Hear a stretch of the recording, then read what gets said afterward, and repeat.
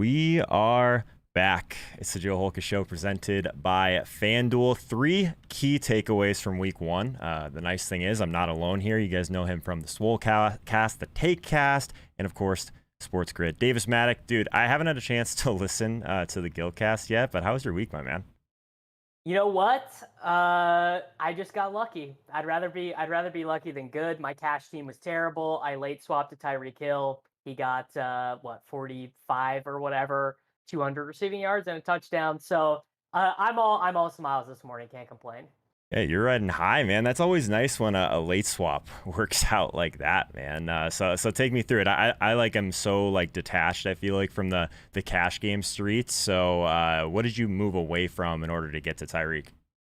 So I had Devonte Adams as my spend, which was fairly uncommon. A lot of people did what Levitan did. If you read his cash game review, they played the three expensive running backs, CMC, Kamara, and Dalvin, and then 3 punt wide receivers. My 2v2 that were the team I ended up because I wanted to play Mostert was T. Higgins and Alvin Kamara versus Devonte Adams and Mike Davis. I felt better about the Devonte Adams, Mike Davis, but Mostert got hurt. Pitts was bad. Mike Davis was fine. I think he got like 10 DK points or whatever. So my team was just not in good shape. Jalen Hurts way outscored Josh Allen. So my team is looking pretty dead. I swap Marquez Callaway and Devonte Adams to Tyreek Hill and Donovan Peoples-Jones. The DPJ swap was pretty bad. He was out there a ton, but was out targeted by Anthony Schwartz. The nut swap would have been swapping to Jalen Waddle with Tyreek Hill. Then I would have really been in business there. I had a weird kind of week in GPPs. Obviously, I had a lot of Mostert across the industry. I didn't think that he would come in as highly owned as he did in some of these contests, but I guess now people are just conditioned to this late news, just like shove all in some of these things, especially the small field stuff. He ended up being like 30%. I thought he'd be half that. So that was right away probably somewhat of a mistake. And then like you, trying to figure out late swaps after that injury, I ended up moving to a decent amount of Nick Chubb, which was looking pretty good for a little while. I had some Jalen Waddle, but my Jalen Waddle was with Harris, kind of little mini stacks there in that Dolphins and Patriots game. So yeah, man, could have been better. I guess the one thing that was really nice is I didn't end up playing James Robinson anywhere. Seemed like a pretty easy fade spot in tournaments just because, like, yes, obviously the workload was there last year, totally different with this new regime there. And I'm always someone that's willing to try and find a different route for some of these like super cheap running backs, at least in tournaments. So kind of an interesting week. We'll talk a little bit more as things go on here, but I definitely want to jump right into this, Davis. We got 3 key things to talk about from last week, kind of going into week 2. The first one that I think is super interesting, and I can totally vibe with this, Davis, is that tight end is just absolutely impossible for DFS at this point, right? Tell us how you feel about this right now. Yeah, I mean, it just feels like we are basically going to be chasing our tails with this position all year long. Like it just feels like pretty much every single week some guy is going to be chalk, and we're going to be trying to figure out if they are, if they are good plays or they're bad plays. So after, we have every game played, every team is played except for the Ravens and the Raiders, which I guess, interestingly enough for our discussion, they actually have 2 good tight ends. So Gronk scores 25, Kelsey scores 26, Hawkinson 21. Then Juwan Johnson on 10 passing routes scores 2 touchdowns. Goddard has a decent game, and Logan Thomas scores. And that was it. There were 6 guys with double digits after 1 week. Now Higbee played a ton, Fant played a ton.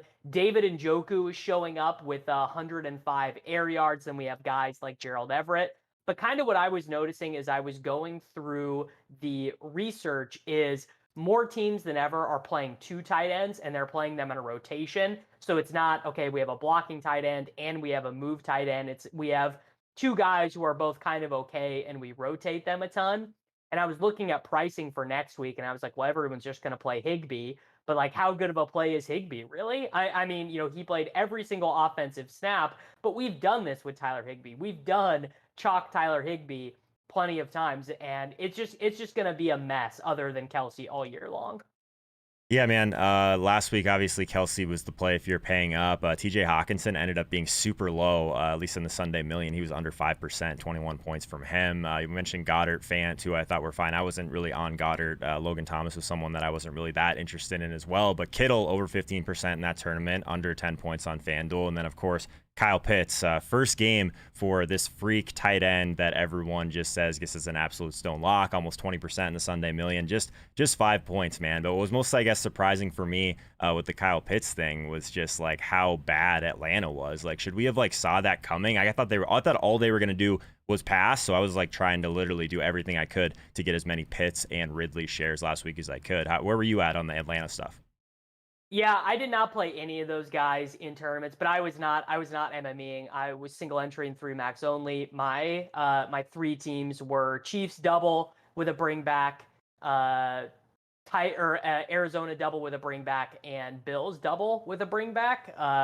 And one of those ended up being good. Basically, the Chiefs team ended up not being good because of the run. And I played Mostert on all of those teams, so it's not like I really had a sweat. I feel like when a team like the Falcons just totally lays an egg like that, there's not really anything to be taken from it. It's just like whatever. Like, they have a 34-year-old quarterback. We know who Calvin Ridley is. Like, they will figure it out to some extent, but they're just not going to be a good team. I mean, I guess we did learn that. Yeah. My two best tournament teams last week had either a combination of Mostert or Judy or Derrick Henry, which I thought was somewhat sharp because he ended up being like sub 10% in the higher stakes stuff. Turns out I was the one that was not so sharp with the Derrick Henry play. So tough scene on that one. The one question I do have before we kind of wrap up tight end, though, is like Hawkinson, someone that I'm really going to struggle with this year because I very rarely play tight ends without like a high team total, just because it's so driven by touchdowns as a position anyway. But I wouldn't imagine Detroit's going to have a lot of high implied totals, but they really don't have wide receivers, right? We saw them just like continuously throw to their running backs the whole game, but then Hawkinson gets in and he ends up being the play that everyone's been kind of touting throughout the offseason. So how are you going to approach Hawkinson specifically kind of in that mid-range, not quite the Kelsey Kittle tier, but I mean, the volume should be pretty strong all year. Yeah, and that's gonna be a guy that I was wrong on. Working on Same. projections and stuff. I'm giving Tyrell Williams a healthy target share, and I'm giving Khalif Raymond and Amon-Ra St. Brown, and I think like I'm gonna have like 60% of the passes for the Lions going to their running backs and going to Hawkinson. Like I think like an 18% ish target share for DeAndre Swift, 10% for Jamal Williams. 25, 26, 28 for Hawkinson. And I guess the interesting thing is that they did not go into a shell, because what you'll see with these bad teams is sometimes they get down. I mean, the Falcons did this. The Falcons were down that entire game, and they were still handing the ball off to Patterson and to Mike Davis, and the Lions were basically like, nope, we are hucking it. We are going to get the ball down the field, even if it means that we have to completely abandon running the ball. So that's actually like a bull sign for using them as bringbacks. People would use the Jets as a bring back last year, and they just were always dust because they just kept running the ball. But the Lions seem like a team that can give up 30 points and have a bring back. Yeah, we'll see, I guess. Trying to not get too, I guess, worked up over 1 week. Like if you're taking the L on Hawkinson, I'm definitely going to be taking the L on DeAndre Swift after what he did this past week. So we'll see if that continues. Another running back that we want to talk about, though, Davis, Darrell Henderson. It looks like he had 16 rush attempts last week, only one target in the passing game. But what were your thoughts on him overall? Like, is he going to be just an RB1 that we can count on moving forward?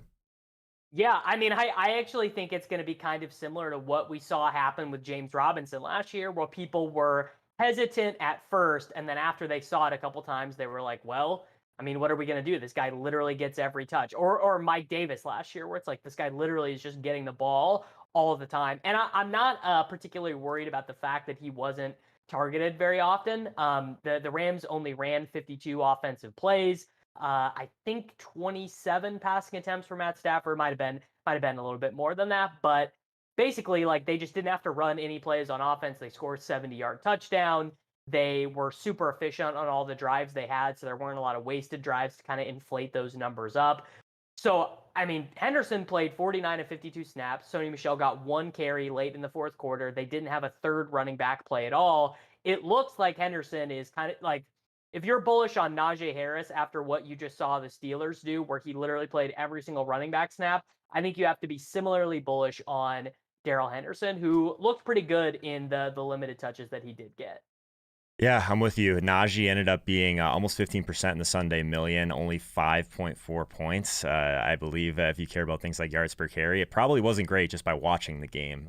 But yeah, I'm with you, man. The best ball shares are alive for Daryl Henderson as an RB1. So I'm with you on that one for sure. I want to spend a little bit more time on your next point here, your next key topic, because this is one that I was definitely guilty of last year. We were definitely guilty of this on the tilt space. But are people just going to forget to stack the Cowboys again this year? I mean, I know they're expensive, but I mean, Dak's back. Like, I know you're a Cowboys fan, Davis, but we can be objective here and say that people are probably still not going to stack them up enough this year.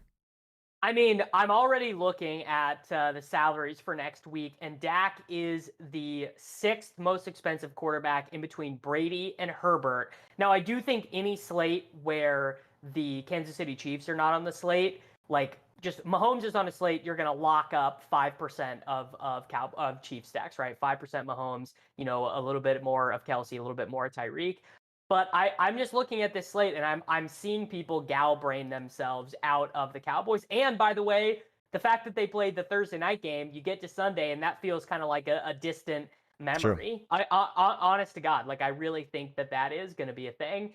And I just like more than anything, I wanted to make a mental note on this show with you. Like, get to Sunday. It doesn't matter who they're playing. It doesn't matter if the Chargers defense is good or bad. It literally does not matter. But they are going to throw the ball 50 times a game. In fact, Kellen Moore just got done with his media availability, and he said the Cowboys called 28 rushing plays, but Dak checked out of them at the line 12 times. So like, and by the way, not a problem. Kellen Moore wasn't saying like, oh, Dak messed up. He's saying no, he's got a good handle of the offense, and we want to throw the ball a lot. So Amari Cooper, CeeDee Lamb. We're actually going to have Cedric Wilson as the cheap wide receiver chalk this week at 3,100 with Michael Gallup out 3 to 5 weeks.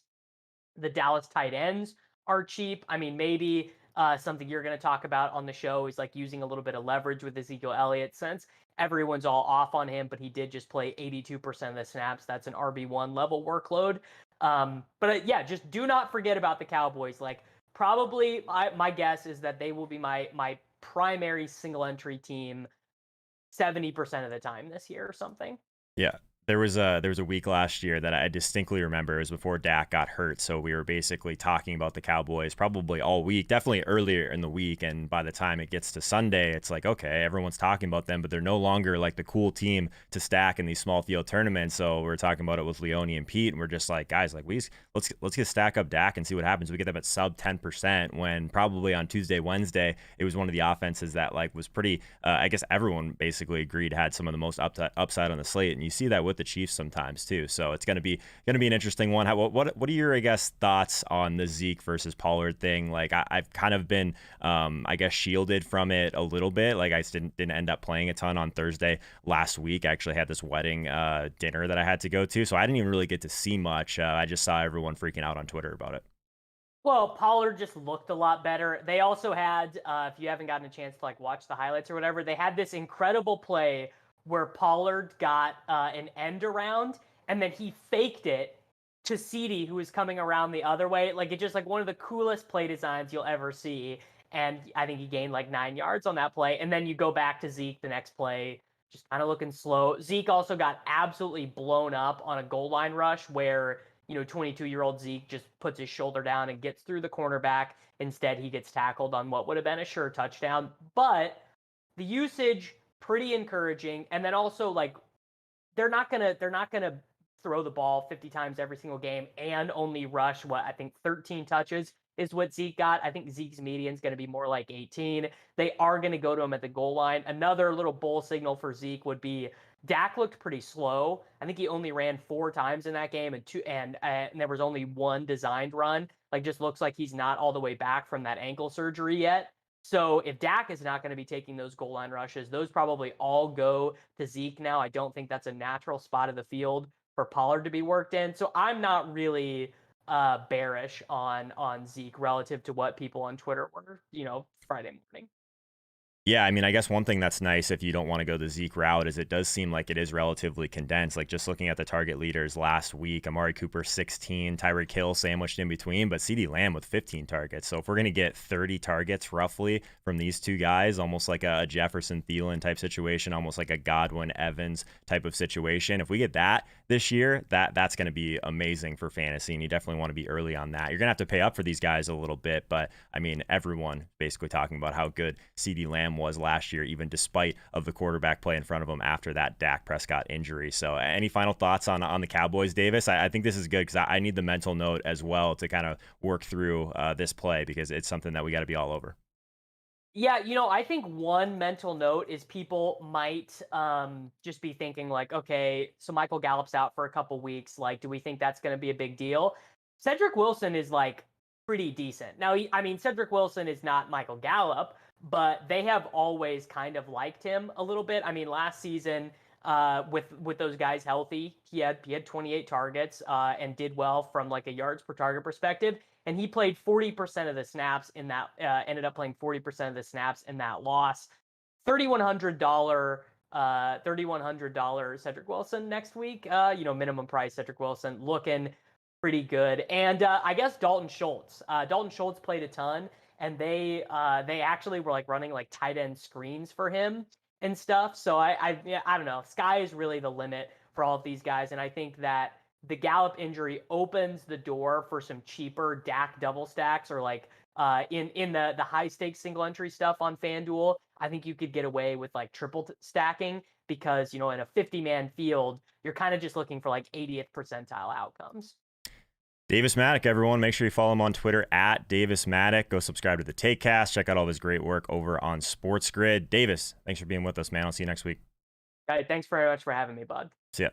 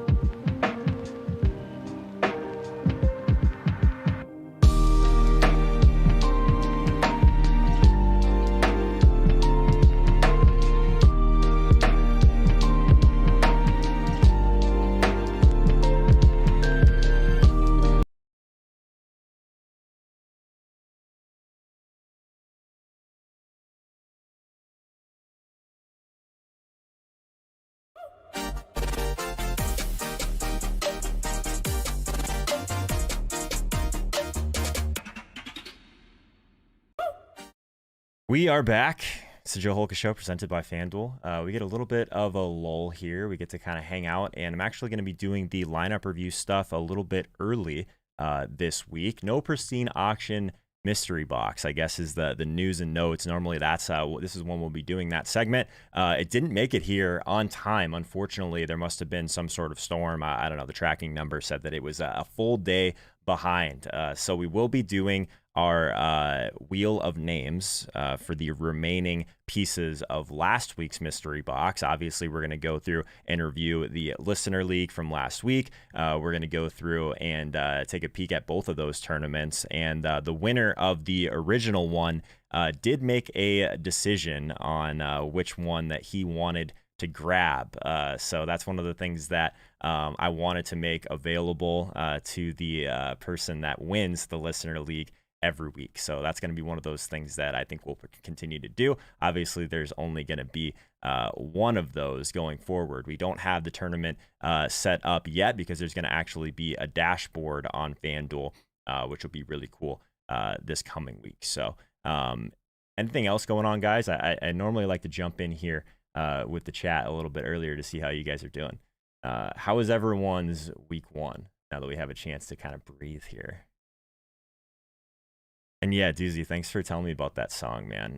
For whatever reason, and I use the Harris Heller stream beats, and those are completely copyright free, so you're able to use them for stuff like this. But for whatever reason, I'm not sure what's going on, but I've been getting copyright things. So then whenever that happens, I can't monetize the video, can't do anything like that. So tough scene. Tough scene. Let's see who's in here first today. Jay Mitchell. What's up, Jay? How's it going, my man? He says he's ready to win a Holka jersey. Love it. Love it. Listen to music for another hour. Yeah, it's one of those ones we're going to have to get that back for sure. Chris Hinshaw says smash the like button. I would love it if you guys would smash the like button. We still have a lot of stuff on tap today. We're still going to go through Monday Night Football. We're going to go through our DFS first look for week 2 with Hodge, and then Sig's going to be here in a little bit to talk through some trade targets. Obviously, some buy sell, some guys that we should be a little bit higher on, but maybe after week 1 we're a little bit lower on than we should be. Paul Jackson's in here. Brandon Kramer's in here. Sean Pace. Who else we got in here? KK10. What's up, guys? FF Doom. Sir Carl's is in here. What's up, dude? Late Night Darren. Doozy. Danny P. What's up, guys? Yiwu says we are back. We are back, my man. It was fun to go through a Sunday. What'd you guys think of Tilt Space last night? Did anyone check out Tilt Space? That show's so much fun. It's just so much fun. Oh, man.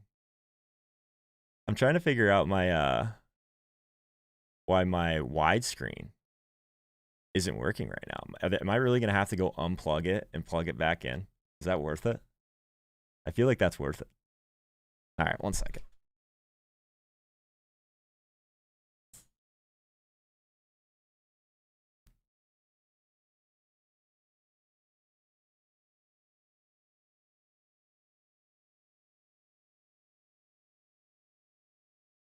We are back. This has been the day of things going weird and things going wrong. So I want to have that, obviously. There she blows. All right. Let's make sure that it's looking good on the scene. The reason it's important is because the widescreen, that's where we do the polls, and we're about to do a poll quickly. Let's see. For whatever reason, my settings just drop immediately whenever I have to unplug it, which is super annoying, but fix it in 2 seconds and we'll get rolling here, guys. What was everyone's like, I guess I'll start here and we'll get to the regrets in a second, but what was it like, what do you think was your best decision that you made going into week 1? Because I definitely think I got a lot right, but there was like some stuff that I think was just some bad breaks in some ways, right? Like you can't play for injuries, like that kind of stuff's going to happen. But man, the odds are, I mean, I guess the lines are really thin at this point on like what you can do to survive in some of these tournaments. Like if you ended up having Mostert and made that decision on Sunday morning to pivot to Mostert on a lot of those teams, like you weren't really rewarded for it. And what I was talking about with Davis just now, it's actually kind of surprising how many people made that move, you know? So we do have the widescreen set now, so we can move it. See, there we go. And I'm moving and everything. It froze in the middle of my segment with Davis, which is never great. But what's cool, what I was saying earlier, the winner of the Listener League did pick the Tyreek Hill jersey. So unfortunately, the Tyreek Hill jersey is off of the board for the drawing. If you want to get involved for the drawing for the other items from the mystery box, check out the link in the description. As long as you fill out that form, I guess it's called, the Google form, you'll be entered into the Wheel of Names, which I'm going to do after the review. I want to give you guys a little bit of time here to work through that. So the Tyreek Hill jersey is off the board, unfortunately. So let's let's do this, guys. Because I think this is one of the things, this is something that I like to start with on Mondays. We didn't get to do it last week, obviously. So, what is your biggest regret of this past week? So in order to place your vote, exclamation point, vote, space, the number. So if you want Kyle Pitts, exclamation point, vote, space, 1 in the chat. Where are we at, guys? What was your biggest regret of last week? Some things go wrong, some things go right. I am curious, what are we tilting right now? Because there's obviously plenty to tilt. I ended up being basically break even after the showdown slate last night, which didn't go so well for Joe. So yeah, I think I had 50. I guess sent it to Jordan. I'll just check. Across all the slates, I had about 5,100 or so in play, and I returned like 4,800. So what is that, like a negative 4% ROI or something like that, 5% ROI on the week? So it could have been a lot worse. Had some really good slates, but definitely kind of pissed it all away on a couple of those injuries and some of the teams that were live. I guess if you guys are watching Tilt Space, I had a couple live teams on the main slate that I was sweating. Happened to have Jerry Jeudy on one of those teams. Happened to be one of my Derrick Henry teams. So tough scene on that, man. That's the way she goes. Looks like Raheem Mostert is everyone's biggest regret. Really? I don't know, man. I don't tilt injuries typically, so that's a tougher one for me to get behind probably. But I get it. It's tilting, but it's not. I don't regret it. You know what I mean? I definitely don't regret it. Paul says biggest regret was stacking the trash Falcons. Yeah, I have some regrets from that game overall too, man. I had so much Ridley. Ridley ended up. Just looking here. So I went through some of this earlier today. So Ridley was 19.1% in the Sunday million, 7.6 FanDuel points. That's rough, man. That's kind of why that's in here in the poll. Like the wrong cheap wide receiver, obviously there was a few of them that got there and a few of them that didn't. The wrong elite wide receiver was kind of the frustrating one, right? So obviously Nuke gets there, Tyreek gets there, but if you played the Diggs, Ridley, or Adams train, like you definitely were wishing that you got a lot more from them. Jonathan regrets Falcons D. Callaway, yeah. Callaway I was going to add to this individually. I guess thought I'd put the cheap wide receiver in there as well. D Mills, Calvin Ridley, Aaron Jones, Derrick Henry, Devontae Adams. Let me ask you this, D Mills. Was Aaron Jones like a late swap for you? Because I was considering him as a late swap. I ended up moving to more Chubb, thankfully, just because of salary constraints. But yeah, I liked him as a late swap option. Ryan, let's go Cards. Yeah, what a game for my Cards. That was like one of the silver linings of last week. We saw that coming. Them coming out and absolutely just boat racing Tennessee.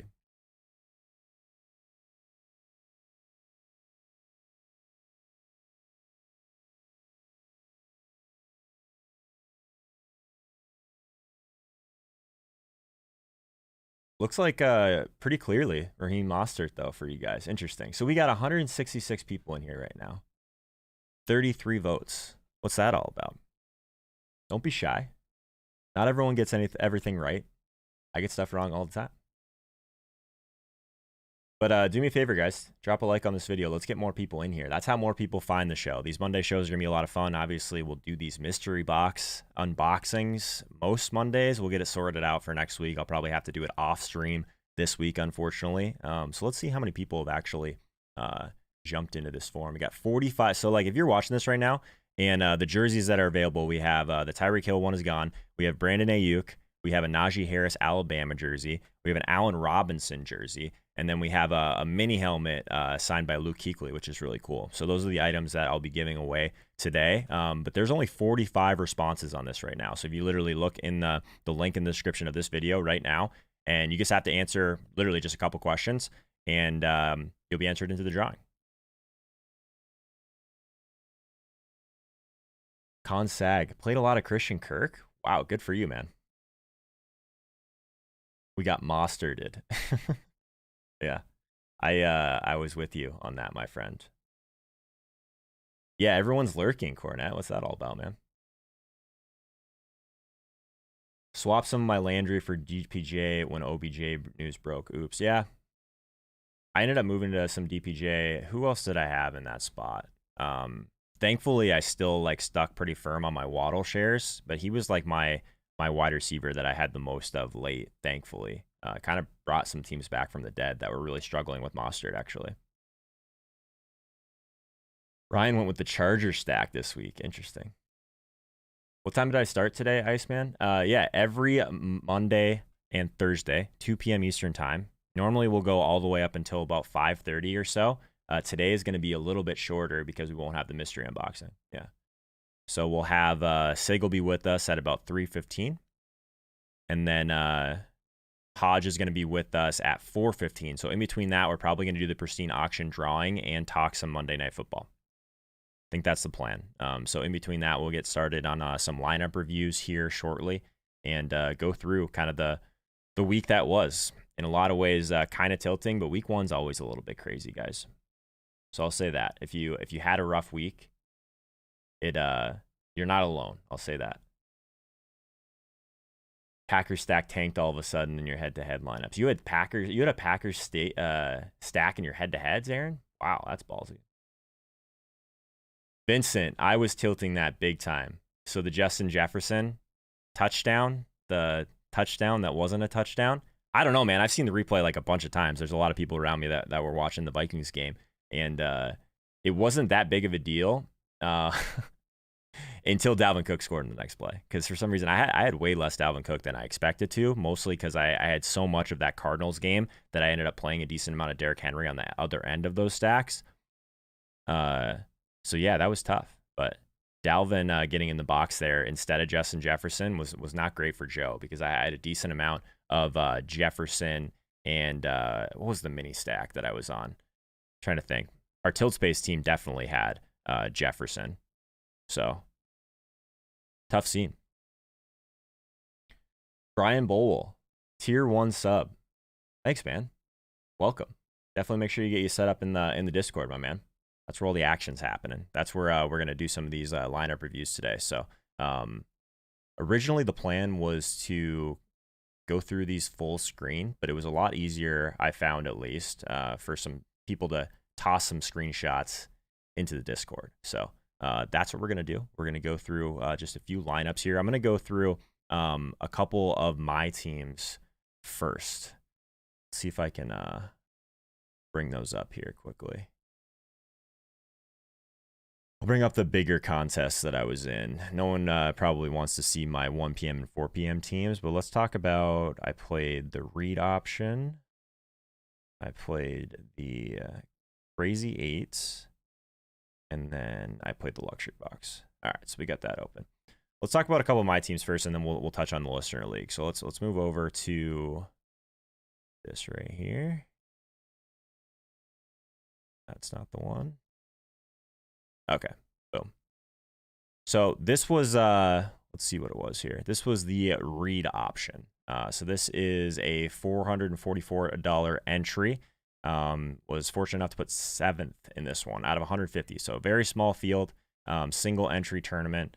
This is that tournament, or this is that team that I was talking about that I actually did have to do some late swapping. So this would be a valuable one to go through right out of the gates. So pretty standard. Went to Kyler Murray, DeAndre Hopkins, and then I ended up bringing this one back with Derrick Henry. So didn't have a ton of exposure to this game, but a little bit of a mini stack, but a premium one with Derrick Henry. The mindset behind that is if Derrick Henry breaks those big runs that he tends to do very often, that it would kind of flip the script and just lean a little heavier into Kyler and DeAndre Hopkins. So getting Kyler at 12% I thought was pretty nice. Derrick Henry at 16 was just okay. I was hoping he would come in a little bit lower than that. But one of the things that I did really like about this lineup was that I did, I think, a pretty good job at working through some of these mini stacks. So Kyle Pitts and Devonta Smith together. Obviously, Kyle Pitts was extremely popular at the higher stakes stuff, 33% in this. In the Sunday Million, he was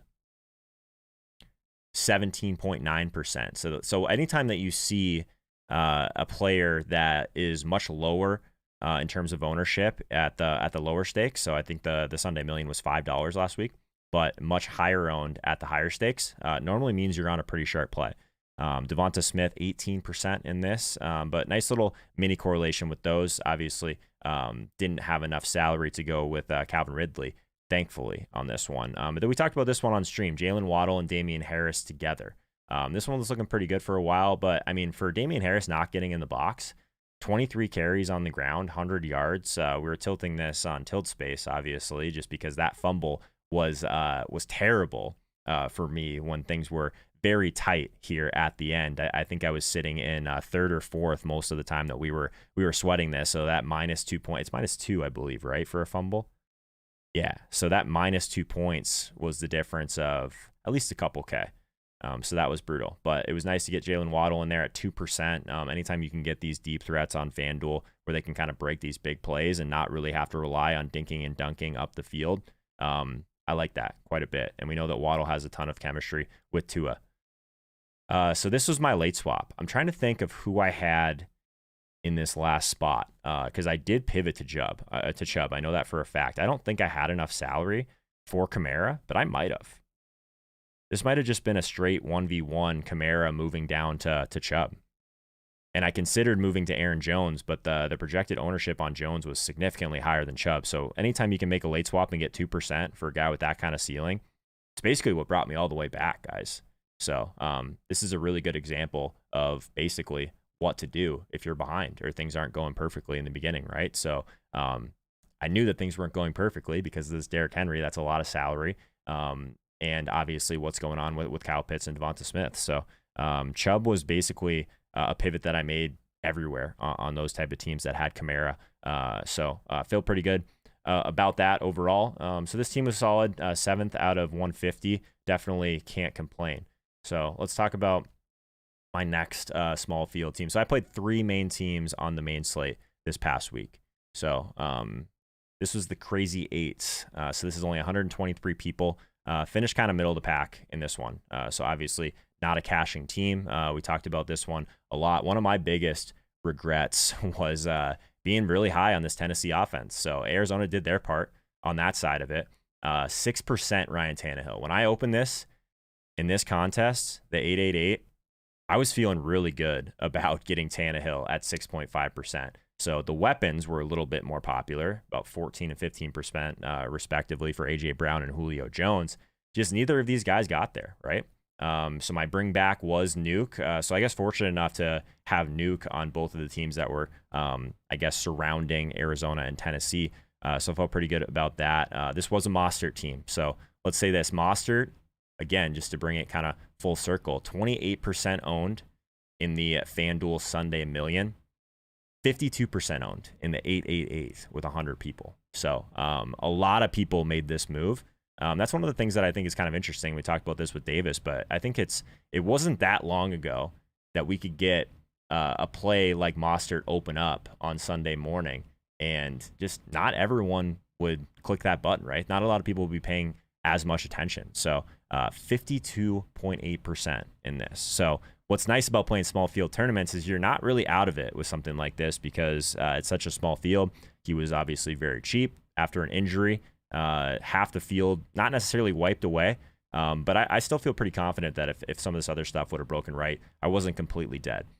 One of the reasons that I wasn't completely dead, and this was a team that I late swapped, by the way, obviously, but let's talk through TJ Hawkinson. So Hawkinson was my mini stack with Mostert. So thankfully, this is my one Hawkinson share ended up being, I guess not thankfully, it's kind of the worst actually. My one Hawkinson share ended up being with Mostert as a mini stack. So I didn't have any Hawkinson as a one-off, unfortunately. So my late swap, I'm trying to think exactly. I think this might have been another Kamara team, to be completely honest. So I think I had Kamara, and then I think this was Kamara MBS. So I had a cheaper wide receiver in the flex. I ended up moving to Chubb and McCole Hardman. So still trying to grab a decent amount of correlation there. So late swapping to, again, Chubb at 2% and late swapping to McCole Hardman at less than 1%. Obviously, it doesn't completely work out here, but just trying to grab a lower owned piece of this offense to fill this one out, I thought was pretty sharp. Ended up moving to the Patriots defense, which, I mean, anytime, again, that you can move off of one of the chalk defenses to something at 5% or lower, yeah, this lineup didn't cash, but I feel really good about the pivots that I made here. So that was the one that didn't cash in the Crazy Eights. My next one was the luxury box. This is a 535 entry, 27th out of 200. So nothing crazy here, but it's always nice to cash. This was a Russell Wilson. So you'll see this, guys. I mean, this is a lot of stuff that we talked about on Sunday morning, and definitely some stuff that we talked about right before lock in the Discord for our tier 3s. So Russell Wilson, DK Metcalf, Gerald Everett, a double stack. I did end up bringing this one back with Adam Thielen. We talked about Thielen all week. We talked about him with TJ Hernandez as one of the best pivots on the entire slate. So that's kind of why I think that video is going to be so valuable for tournament players. We're going to be able to talk through these guys that we can get at super low ownership. So 2.5% for Adam Thielen. I was pretty pumped up about that. But honestly, Russ, DK, like DK was popular, right? But not a lot of people paired him with Russ. And I would imagine that basically no one in this tournament paired him with DK and Gerald Everett.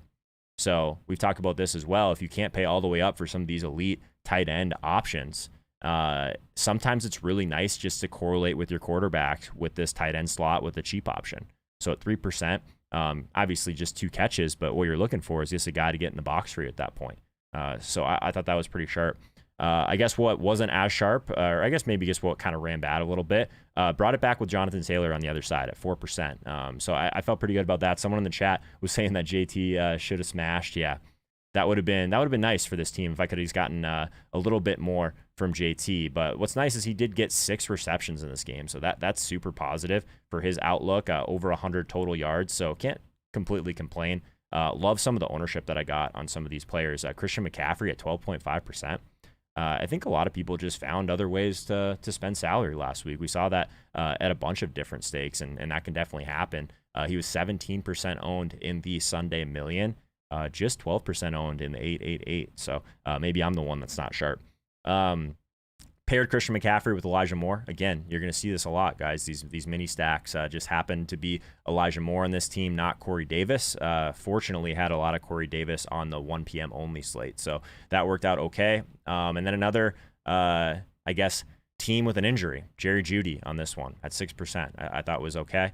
Didn't end up having any correlation with this one. I'm trying to think. I actually remember the exact spot I was in. After I built the majority of this team, I was deciding between Jeudy and a little bit more correlation somewhere else, and I can't remember the exact player that it was, but Jeudy was my last guy in. I did think that he had standalone value, though, if you wanted to grab a piece of that Denver game. So Kansas City defense, 2%. Again, just trying to grab a high total game. We've been talking about how Cleveland could be skewing a little bit more pass heavy this year. So yeah. That's one of the things I'm trying to do a little bit better this season is play these lower owned defenses. Obviously, it didn't work out, but I thought this team was a well-constructed team. What's kind of interesting is Elijah Moore at 6% in the 888. He was like sub 1% in the Sunday Million. So just gives you an idea of some of the different, I guess, stakes that really matter for some of this sort of stuff. So let's move on, and I do want to talk a little bit before we get into some of the lineups specifically from our community. I want to go through the winning lineup in both of the listener leagues. So let's do that now. One of the things that I think is going to be like the most fun out of like all the stuff that we're doing is to make sure that we're getting this going every single week, the listener league. So it was 500 people to start, as you guys know.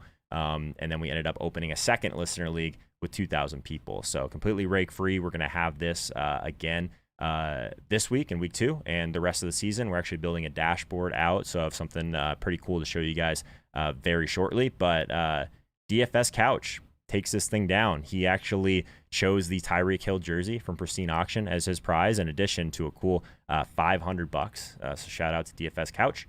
Kyler Murray, DeAndre Hopkins. Doesn't bring it back, I believe, here with any Tennessee players. Nope. So gets the skinny stack with Kyler Murray. So we like that quite a bit. He did end up going with Joe Mixon also, which is pretty much a key to this slate. So Joe Mixon, no one on the Minnesota side. So he didn't end up doing a ton of correlation here, but Joe Mixon at 11% in the Sunday Million. In our contest, basically the same at 12%. He did end up, so that's what I'm saying. 500 people, guys.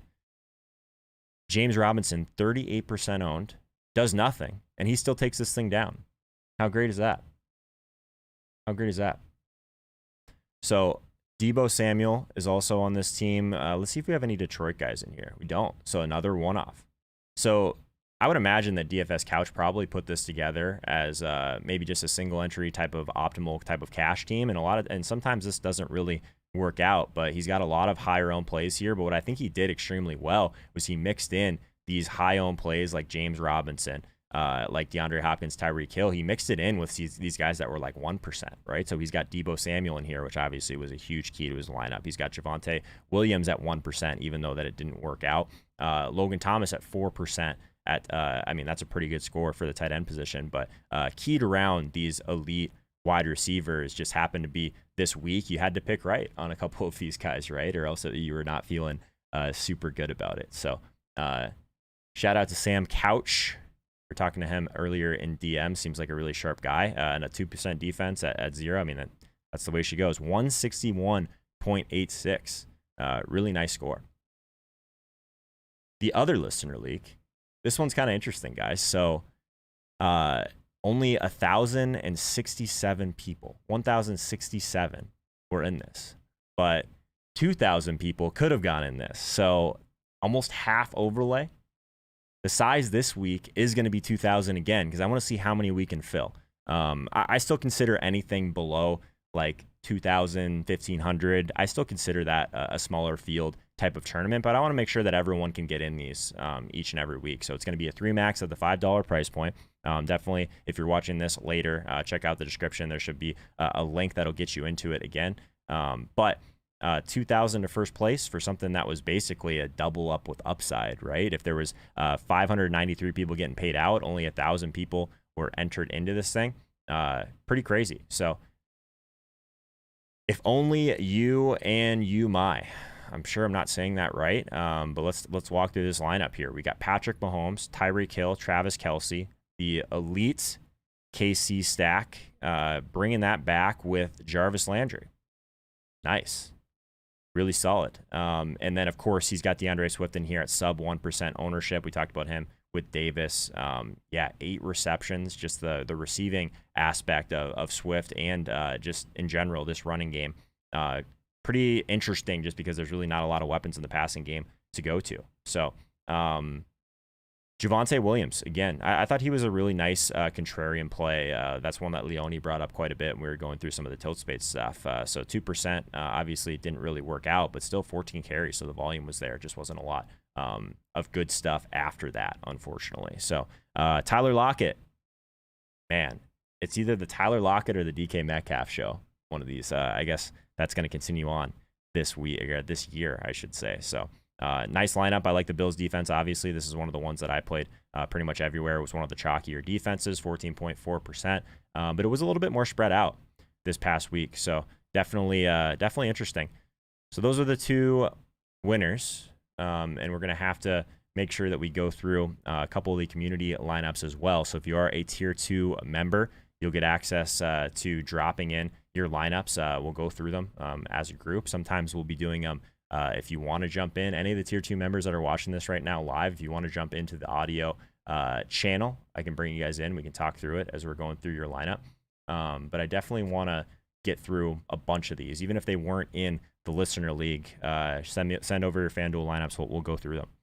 So the first lineup that I want to walk through is our boy Mr. Ed. I know Mr. Ed's in chat today. And by the way, Brian Kaufman, I did see your tier 1, man. Thanks so much for joining us. Welcome in. The YouTube membership stuff is going really well so far, so I can't thank you guys enough for the support. Mr. Ed, he's the mastermind behind all of our badges, all of our emojis and chat.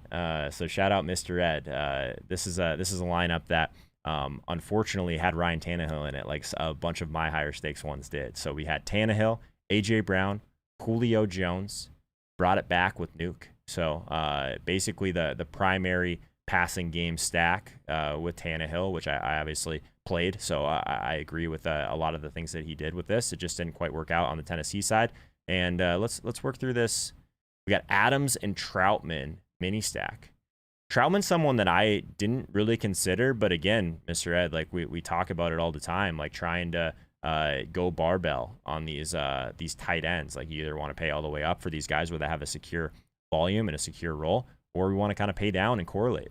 And that's what he did here. So Devontae Adams, again, one of those wide receivers at the high end that didn't quite work out this past week. So it's just not one of those things that is going to work out every week, paying up for wide receivers. It's just the way she goes. So Najee Harris with the Pittsburgh defense. Pittsburgh was one of those teams on the defensive side that I wasn't really considering, but thinking about it this way, Buffalo is going to be throwing the ball a ton no matter what, right? So one of those teams that would make a lot of sense to play on the defensive side, because we know passing volume makes a lot of sense overall. So you guys can't see this on screen, but 14 points for the Steelers defense. So super sharp play, Mr. Ed, on that one. And then Javonte as just a one-off that I would imagine fit, but probably a little bit of leverage off of Robinson. So Mr. Ed, I think this is a pretty sharp team, man.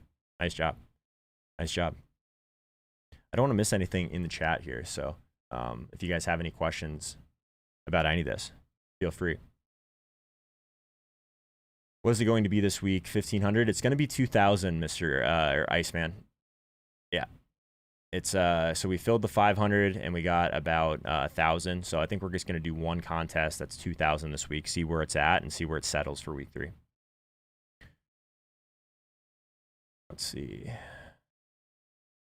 Mr. Ed says, tear me apart. Man, that's a pretty good lineup, man. I don't really have a lot of things that I can tear you up with that one.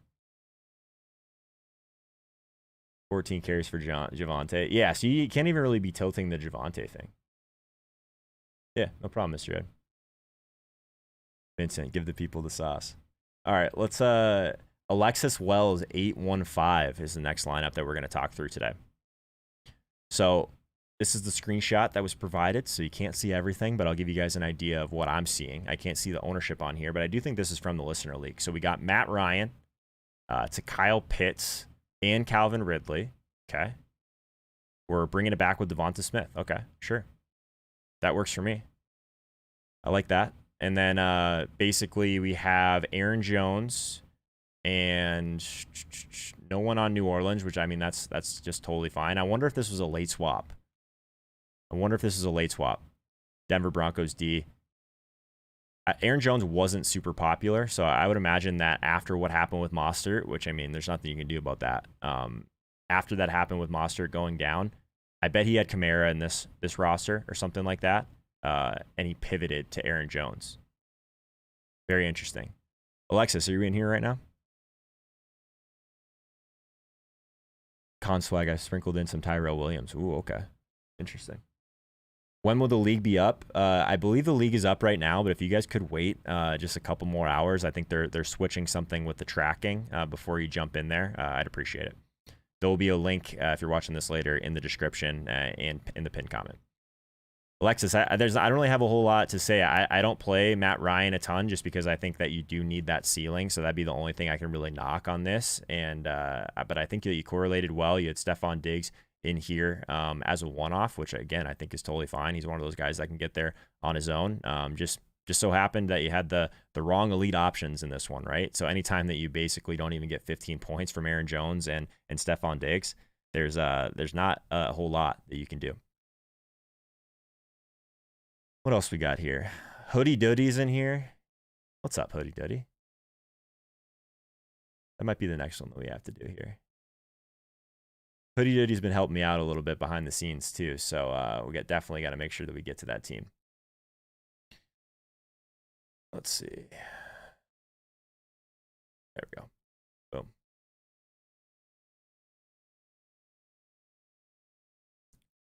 There we go. All right, so what do we got here? We got a Patrick Mahomes to Travis Kelce and Tyreek Hill, the premium double. I can't see what defense that he has, but looks like he just did that without any Cleveland, which I think is okay. Went super cheap at running back with Robinson and Harris. But you know I like the Harris and Waddle correlation. You guys can't see that on screen, but he does have Waddle in his flex with Harris. So anytime you can kind of correlate those little mini stacks, even in a lower total game with two or cheaper guys, I think that's great. Elijah Moore, I mean, what can you do, my man? He's someone that was getting a lot of hype after the preseason. That's definitely a good player, but wasn't on the field as much as we would have liked. And it just so happened that the rookie just started to get a lot of kind of chemistry with Corey Davis. So tough to fault you for that one, man. It just happened to be that, again, it's like the opposite. It's like that cheaper wide receiver that just didn't quite get there for you. Robinson, I thought was a totally fine play. I think if I had any criticism on this lineup is that this probably was too chalky to play Robinson with, in my opinion. But it depends on what your contest you're playing. Ryan Hodge, my afternoon schedule just opened up. All right, man. Well, let's see. I got Sig at 3:15, Hodge, so we might have to stick to, if you want to go at, let's go 3:40, Hodge. Does that work for you? 3:40 Eastern time? I'm going to produce while I'm live right now. We could do 3:40, Hodge, if that works for you. And then we'll do the pristine auction drawing plus Monday Night Football stuff directly after. That could work. That could work. Someone said Brandon Ayuk fell off the face of the earth yesterday. Yep. I did not see that one coming either, my man. But Debo just went absolutely nuts. What optimizer rules you set for yourself on the showdown and big slate? I don't use an optimizer. I don't do a ton of MME, Jamie. So unfortunately, you're probably asking the wrong person about that. I'm doing mostly, even in showdown, I'm doing mostly single entry, kind of smaller field stuff. Hodge, message me if 3:40 Eastern works for you. If not, we'll just keep to our normal scheduled time. All right. Let's find another lineup in here. Who else we got? Brandon Ricker. Is Brandon in here? Sweet. Hodge is good for 3:40. Let me change this so I actually remember. Not the easiest thing in the world to bring guests in and out, but appreciate you being flexible, Hodge. You're the man. I wish we had that mystery box to open, man. It's kind of a bummer. 3:40 Hodge. Boom. First look. All right, let's get to Brandon's lineup here. Is Brandon in here? Vincent said that word on the street was Ayuk and Sermon were out past curfew. Is that true? Interesting. Interesting. Let's look at this lineup quick. Zach Wilson. Take some stones to play Zach Wilson in week 1. With Corey Davis. Skinny stack, it looks like. Brought it back on the other side with McCaffrey. That's a unique stack, my man. So you got that, and then it looks like some one-offs from there. Yeah, so not a overly correlated team, I would say. Justin Jefferson and Chase mini stack though, so maybe it's a little bit more correlated than I realized. I like that. I like that quite a bit. This Chase Jefferson one is one that we were considering with the tilt space. We did a Jefferson and T Higgins, I believe, but I think I ended up with a Thielen team that had Chase on it on one of the smaller slates. So I was kind of right there with you on getting Chase into at least one team. So shout out to you for not being scared of that preseason and all those drops. Kyle Pitts, can't fault you for that. There's tons of Kyle Pitts shares out there that I had as well. And then Jonathan Taylor, it looks like in your flex. So solid team, man. There's not a whole lot I can say about that one. I would say that maybe the correlation could have been a little bit better, but I mean, I think that you're totally fine there. I like it. I like the pulling the trigger on Zach Wilson being early on the Jets was something that I was going to be doing too.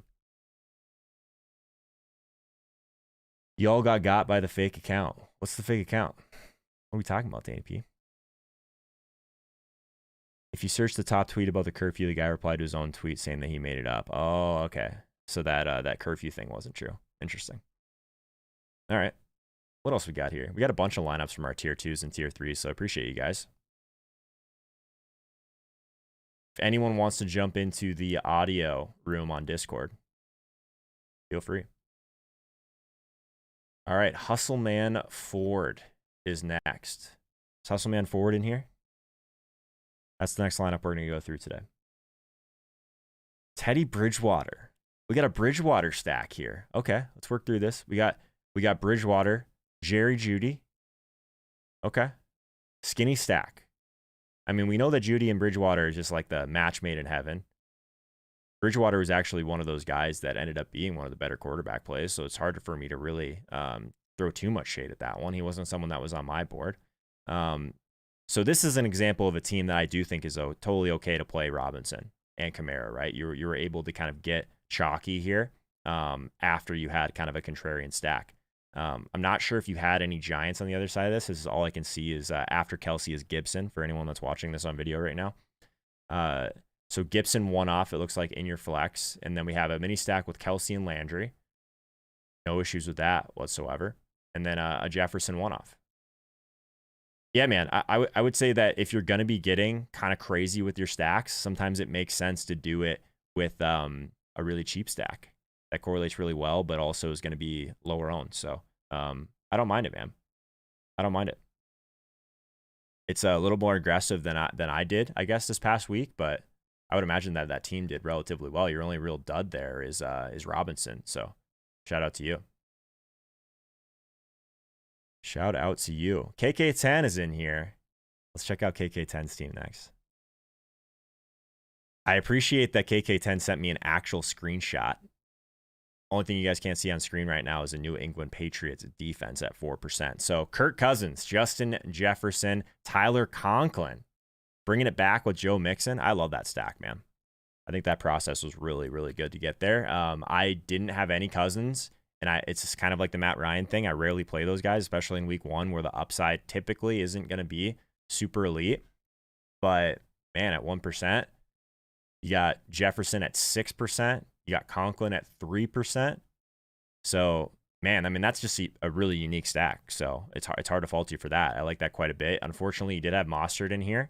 So that's just a bad break. I think this is a well-constructed team. Mixon at 12%. So you did actually get involved in the Mixon stuff, which was something that I definitely didn't have enough of. Chase Claypool in here as a one-off. Again, a guy that can get there on his own. Chase Claypool, just a touchdown scorer. So I think if he was your last guy in, that makes sense. I'm not sure. I wonder if KK10 was Nick Chubb in this lineup all along, or was he a late swap? That's what I'm most curious about. Oh, KK10's at the gym, doing good things. Let's see. Just want your thoughts on playing guys you have in a stack as one-offs in other lineups like Hill and non-Mahomes. Yeah, totally. I actually think that the Chiefs guys make a ton of sense overall in other lineups, right? Because it's so expensive. Like, those guys have to completely smash and hit their ceiling together to fully get there, right? So I kind of like grabbing pieces of it. I think that's totally fine. Late swap to Hill and Chubb from Adams and Kamara. Okay. Hill and Chubb. Yeah, I honestly, like, Chubb was one of the guys that I was really prioritizing in late swap. So I think you made a really good decision there. I like it. We're going to get through a couple more here. We got Sig in about 5 minutes, but I'm going to get through as many as I can. Ryan Stacia. Mahomes. Kelsey. Brings it back. Oh, Mahomes, Kelsey, and Tyreek brings it back with DPJ and Landry. So this is the type of lineup that I really like for small field. You completely overstacked it, and I like that a lot. You were able to make it work with Mostert. And Shark, it looks like was a one-off for you on this one, which I think is fine. You're leveraging probably off of all the people on Marvin Jones. Less people on Marvin Jones on FanDuel, though. And then Gibson one-off, I would imagine. I like it, man. I think this is another example of it was probably fine to stay on Mahomes like you did here, because with that late news, you were able to kind of adjust things a little bit and play DPJ instead. Yeah. I think it works. Nice team. I don't know how many more we got in here, so I want to make sure that I get to them all. Looks like we have 2 more for our tier 2. So if anyone's watching this later and you want to be a part of these lineup reviews, definitely check out the YouTube membership subscription below. I'm going to be doing this every Monday, going through some teams on FanDuel from the Listener League. Worm39369. All right, let's look at it. I like his name in Discord. It's got the diamond hands. I can appreciate that. Russell Wilson to Tyler Lockett to DK Metcalf, the elite double for Seattle. Brings it back with Pittman and Jonathan Taylor. Another example of a team that in small field overstacking can really work out. This is a team that cashed the Listener League. So shout out to you. Love that, man. The Listener League ownership was pretty sharp. Getting Taylor at 4% and Pittman together, really nice. So if you're going to bring it back with Pittman, you also brought it back with Taylor. So this combination was probably like 12%, 10%, 14%, 17. Like, those are like middle of the pack, but this combination together with Taylor was probably super unique. So I like that. Kelsey, Landry together, mini stack, Buffalo Bills defense one-off. I think it's fine. It's a little chalky. If there's any criticism, like this would have been a team I probably would have made something else work with Robinson, but like you're not going to get all these elite options unless you pay down. And James Robinson was just such a good price. Yeah, I'm with you. I think it's solid. So we got one more team here. D Rico 13. Shout out to D Rico. Jalen Hurts. It's our first Jalen Hurts lineup we've seen today. Jalen Hurts to Quez Watkins, Devonta Smith, brings it back with Pitts. I like that. The correlation makes sense. I mean, I don't know if I would have had the balls to double stack Hurts, but pretty solid. I know Quez didn't have a much of a game, but that's something that was a little bit ballsy, but probably made your stack pretty unique overall. Mostert, 49ers defense. Okay. Correlating the running back with the defense is always totally fine. McCaffrey here, one-off. The one thing I will say is McCaffrey in your flex. I guess so. All of your running backs, I guess, were in 1 p.m., so it didn't matter. Diggs, one-off. Yeah, man. I like it. I think it works. All right, guys, that's going to do it for kind of reviewing some of these lineups. We'll continue to do this a little bit more, get a little bit more in the weeds. Hopefully, we'll have some people jump in the Discord, and we'll kind of do some live coaching sessions along the way. So let me know in the comments let's say this. Let me know in the comments your biggest regret from week 1, and we'll put this video up and see where you guys are at on that. Toss a like on this video if you haven't already. Consider subscribing to the channel. Would really appreciate it. I'm going to go set up Sig, guys. Be right back.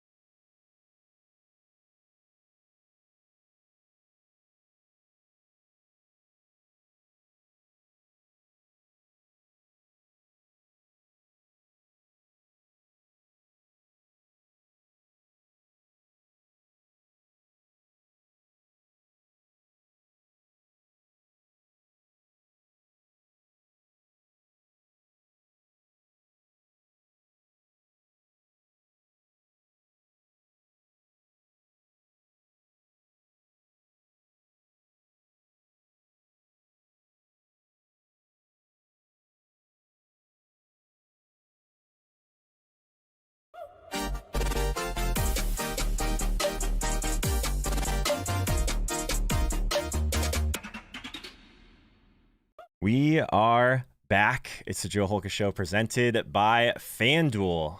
We get to go through some trade targets today, some buy sell, some guys that we should be a little bit higher on or a little bit lower on going forward after week one. So now we finally have some stuff to go into after we had a very eventful week one. Thankfully, I get to piece through this not alone again. So Sigmund Bloom is with us from Footballguys. You guys know him obviously from the Joe Holka Show last year. So Sig, what's nice is that you're home finally. So congrats on that and welcome, man. How was your week one overall? Just kind of taking it all in and getting settled. But man, crazy week in the NFL. Yeah, one part just enjoying football rushing past us like a roller coaster. And then one part trying to figure out what's actionable, trying to figure out what's signal, what's noise, or even if we're not sure, trying to frame week two so we understand how week two can redefine what happens in week one. That's one of the things we have to remember as we go through the football season, through the fantasy football season, is that what we saw last week can change based on what we see this week. Definitely. I think one of the things that I'm trying to get better at too, and it's so hard. I guess it's easy to just overreact, especially when you're playing a lot of DFS to injuries and get really upset when these injuries happen. But man, like if you were to tell me that Sermon was going to be inactive, we could just go in there and jam in Raheem Mostert, I'd still make that play 100 out of 100 times. So running bad on the injuries isn't the best thing, but it does happen in fantasy football and DFS and betting. So you have to be ready for that. So it seems like one of your buys is going to be in this San Francisco backfield. So is there one that you're targeting on waiver wires and trades more than the other? I guess we don't know exactly what the timeline is yet on this injury though, right?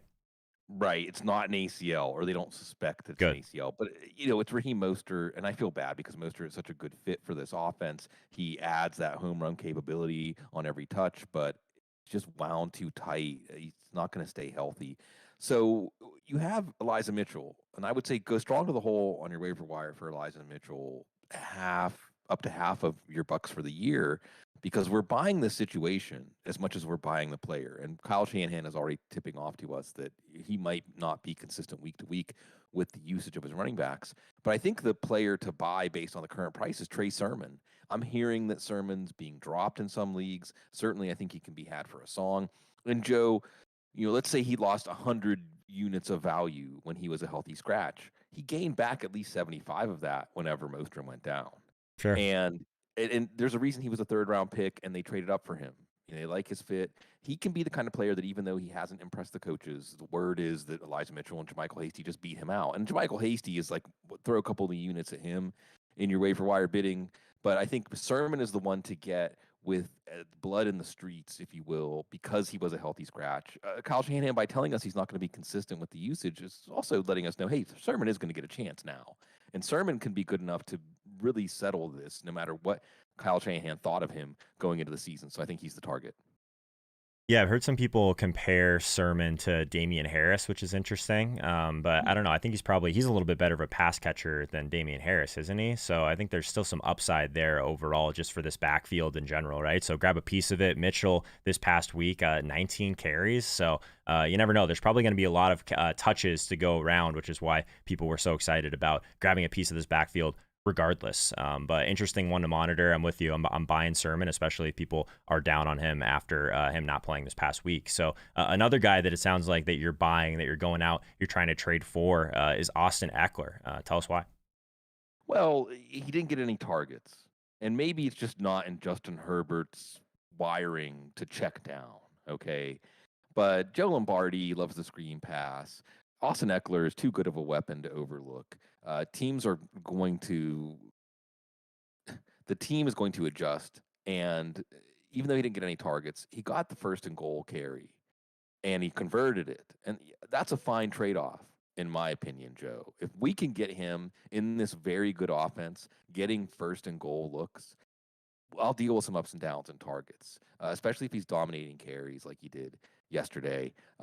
He's a lead back in a good offense and a good player. We don't know how much his hamstring injury limited his usage, especially in the passing game.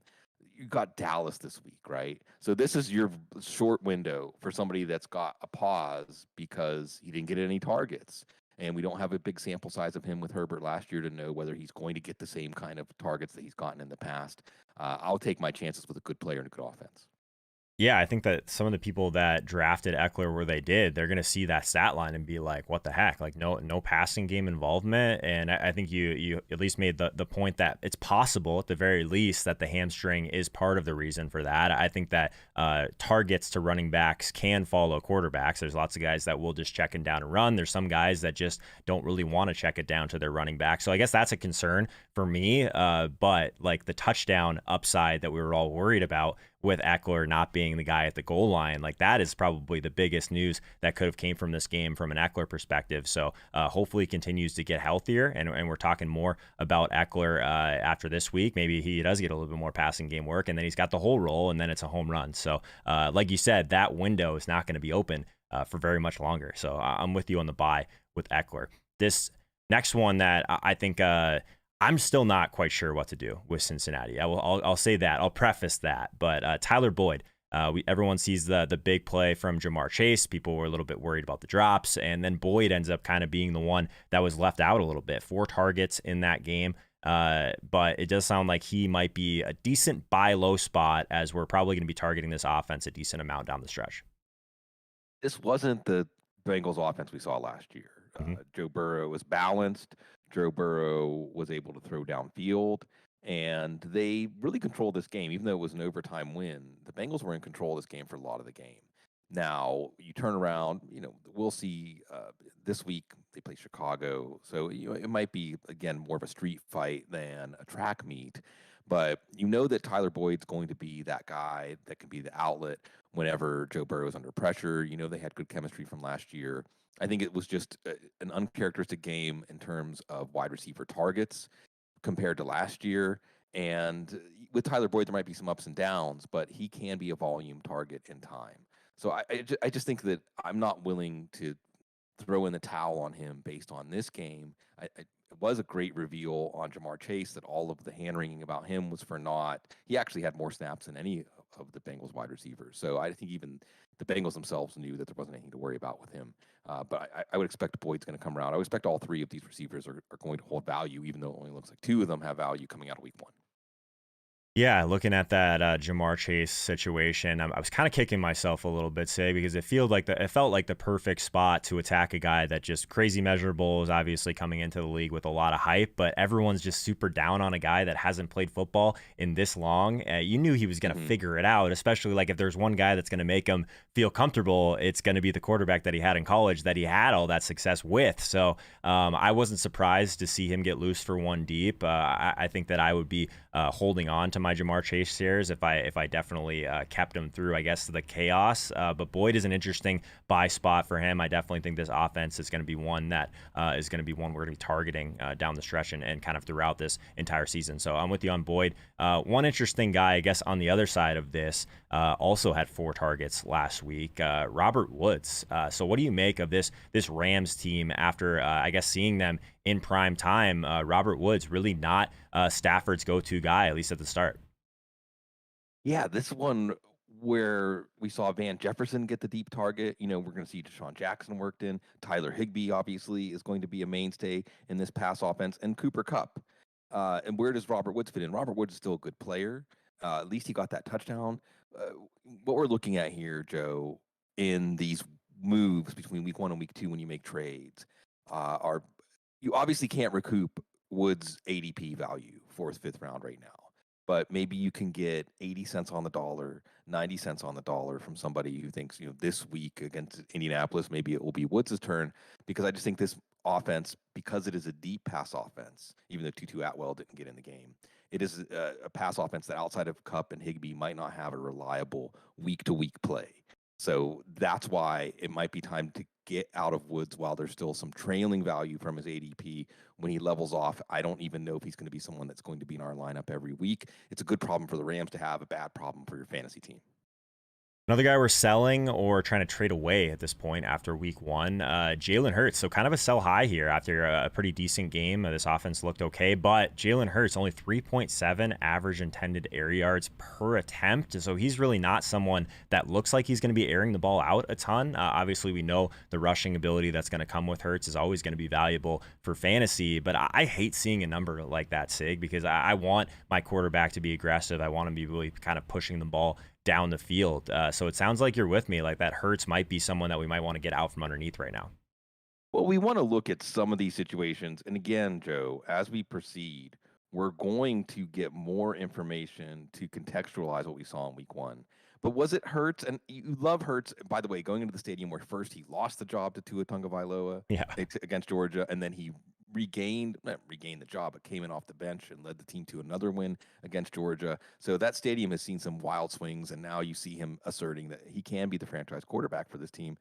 However, how much of that was Atlanta? We're not going to run out and get any of the Houston Texans, right? Because we just know that the Jags are a terrible, terrible defense, terrible team, terrible coach. We just keep going with the terribles. But we really think Atlanta's defense we're going to see Tampa go against them, by the way. Oh, man. You better get some Tampa stacks in your DFS lineups this week, even if everyone has it and everyone pays up, because you don't want to be left out of the party there. The point is that we're going to see against San Francisco this week, and San Francisco was doing a pretty good job against Detroit, let up a little bit in the fourth quarter. But obviously that's going to be a must-tougher draw, even though they lost to Jason Verrett. You really hate seeing that after the dude's already come back from 3 catastrophic injuries in his career. Yeah. You, as a former professional athlete, Joe, you know as much as anyone how much it takes to come all the way back. Such a bummer. And then again and again. He was their number one corner. So a little blow to San Francisco's defense there, but still, this is going to be a lot different than what Jalen Hurts was facing in week one. And we're going to see that the truth on Hurts lies somewhere in between. He's not going to get to face Atlanta every week. So this might be your one chance to get out if you have him and another quarterback that you're fine with playing. Yeah, I'd say that it's positive at least. I mean, he threw the ball 35 times, so that's great. Obviously, only 7 rushes. But, like I said, my worry is that he's not pushing the ball downfield. So some of that stat line that's a little bit touchdown heavy from a fantasy perspective might be a little bit of fool's gold. Still didn't even throw for 300 yards. So these are the type of games that if you are trying to unload or move some things around on your team that we should be focused on. So I guess kind of a macro trade question for you, Sig. So we're very early in the season, obviously just 1 week of data, 1 week of the eye test. So I guess how early is too early to, I guess, panic, but also like, do you think that it kind of depends on your league, which guys you're going to be bringing these trades to? Like everyone's got that person in their league that panics instantly, right? So do we take advantage of that, or do we kind of sit back and kind of still hold on to these things from the draft that we were, I guess, looking through the entire offseason? It comes down to a case-by-case basis, Joe. And I'll say this. Don't overreact to week one, but don't fail to react either. Right. There's a reveal, and we're going to have to contextualize these things. There are some of these performances, like the Packers. We know the Packers' offense isn't going to be that bad. We give some credit to the Saints' defense here. So there's some things that you shouldn't react or assume that's the new normal. Maybe the Titans' offense, although I'm more convinced that was a bad sign for them this year than it was for the Packers. But at the same time, Adam Harstad, my colleague at Footballguys, reminds us that at least through week 4, ADP is as predictive as the current season stats. So we knew something whenever, as a group, we nailed down these ADPs and we decided what these players were worth against each other. And where week one wildly diverges from that, well, we have to look at the whys. We have to look at the context of that. So if it's a situation where, a player like Zach Moss, for instance, he's just fallen out of favor with the team, and Devin Singletary looked good. So no, I'm not going to go chasing Zach Moss shares. Even though he was worth a 10th round pick a week ago, he's not even worth a roster spot in a typical league. Otherwise we can talk about some players on the flip side. So maybe someone like Marcus Callaway, who had a lot of momentum. Jameis Winston looked good, check. Marcus Callaway played the most snaps of any receiver, check. Okay, other receivers got it this week, and Winston only threw the ball, 20 times? Right. So it might be a different story this week against Carolina. So you just always have to investigate and have a theory, have a hypothesis, and follow through. The one thing we shouldn't do is just stand pat and assume that everything was an aberration. All right, well, one other thing I don't want you guys to stand pat on, toss a like on this video immediately. Also, if you haven't already, go and subscribe to the channel. Also, Sigmund Bloom on Twitter, @Sigmund Bloom. He's the co-owner of Footballguys. Sig, I love talking with you. every Monday. We're going to continue this as the season goes on, make sure that people got their feet set, but also are willing to kind of react and be a little bit early on some of these trade targets. But also, let's get out from underneath some of these guys that are showing us a little bit of something that might not necessarily be a long-term solution for our fantasy team. So appreciate you, man. We'll see you next week. Always look forward to it, Joe. Thanks. See ya.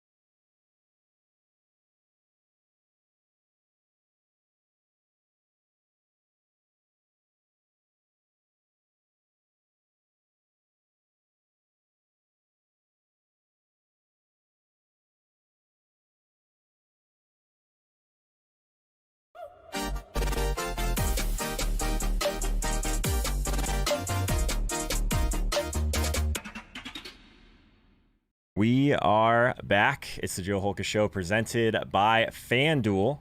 It's our DFS first look for week 2. But I don't have to go through this, this post-mortem week 1 stuff by myself because Hodge is willing to jump on. So Ryan Hodge, at Ryan Hodge on Twitter. Hodge, how's it going, man? How was your week 1? Let's talk. We were just talking about it as we're like getting set. I was like, we might as well just hit that go live button and talk about it in front of all these people, man. So how's it going? Hopefully yours was a little bit better than mine. I was pretty close to break even. So how's it going? I'm good, brother. It's fun to have week 1 in the books, and we have more information now. We see how, look, I think I don't want to like overreact to a ton of different stuff, but something as simple as like Jonathan Taylor getting targeted like 7 or 8 times out of the backfield, catching 6 balls, like Right. Naheem Hines, 0 RB truthers are a little sweaty, right? Like, so Yeah.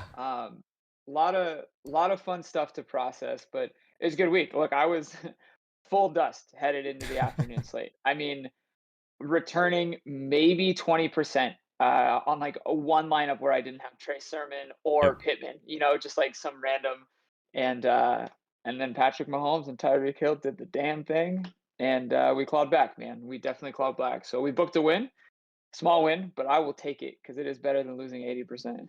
Crazy week 1, man. There was I was scrambling a little bit just in late swap, so I ended up moving a decent amount of my Kamara to Chubb, and then I was able to upgrade a little bit elsewhere, which was solid. But unfortunately, had a decent amount of injuries that weren't great. But one of the things that was unfortunate is I had a lot of Jalen Waddle, but I had Harris on the other side of that. So we already went through my review, but the team, the team that I had in small field that was the best was a Kyler stack with a little mini stack with Waddle and Harris, and I believe I had a defense going, something like that. And that fumble from Harris was just devastating to me at the top of the leaderboard. It cost me about like 5K or so. So that was rough. Ended up. Yeah, so just literally, it was that tight. Yeah, it was in between. It was like a 2-point difference between. I think it was like a 5K win versus like I don't even know what it was, like a 1,500 win. So that was rough, but that's the way she goes. It was one of those weeks where I was able to battle through some of the injuries and made some good swaps because of it. So just going through my teams, I think I at least made some good swap decisions. Just so happened that I had a little bit too much Tennessee across the board, man, and that was basically it. That held me back from any big scores. But Tyreek and Mahomes, man, who would have thought? How many weeks was there last year where it was like, if I just would have played the premium KC stack, like I just feel like there's still not enough people doing it.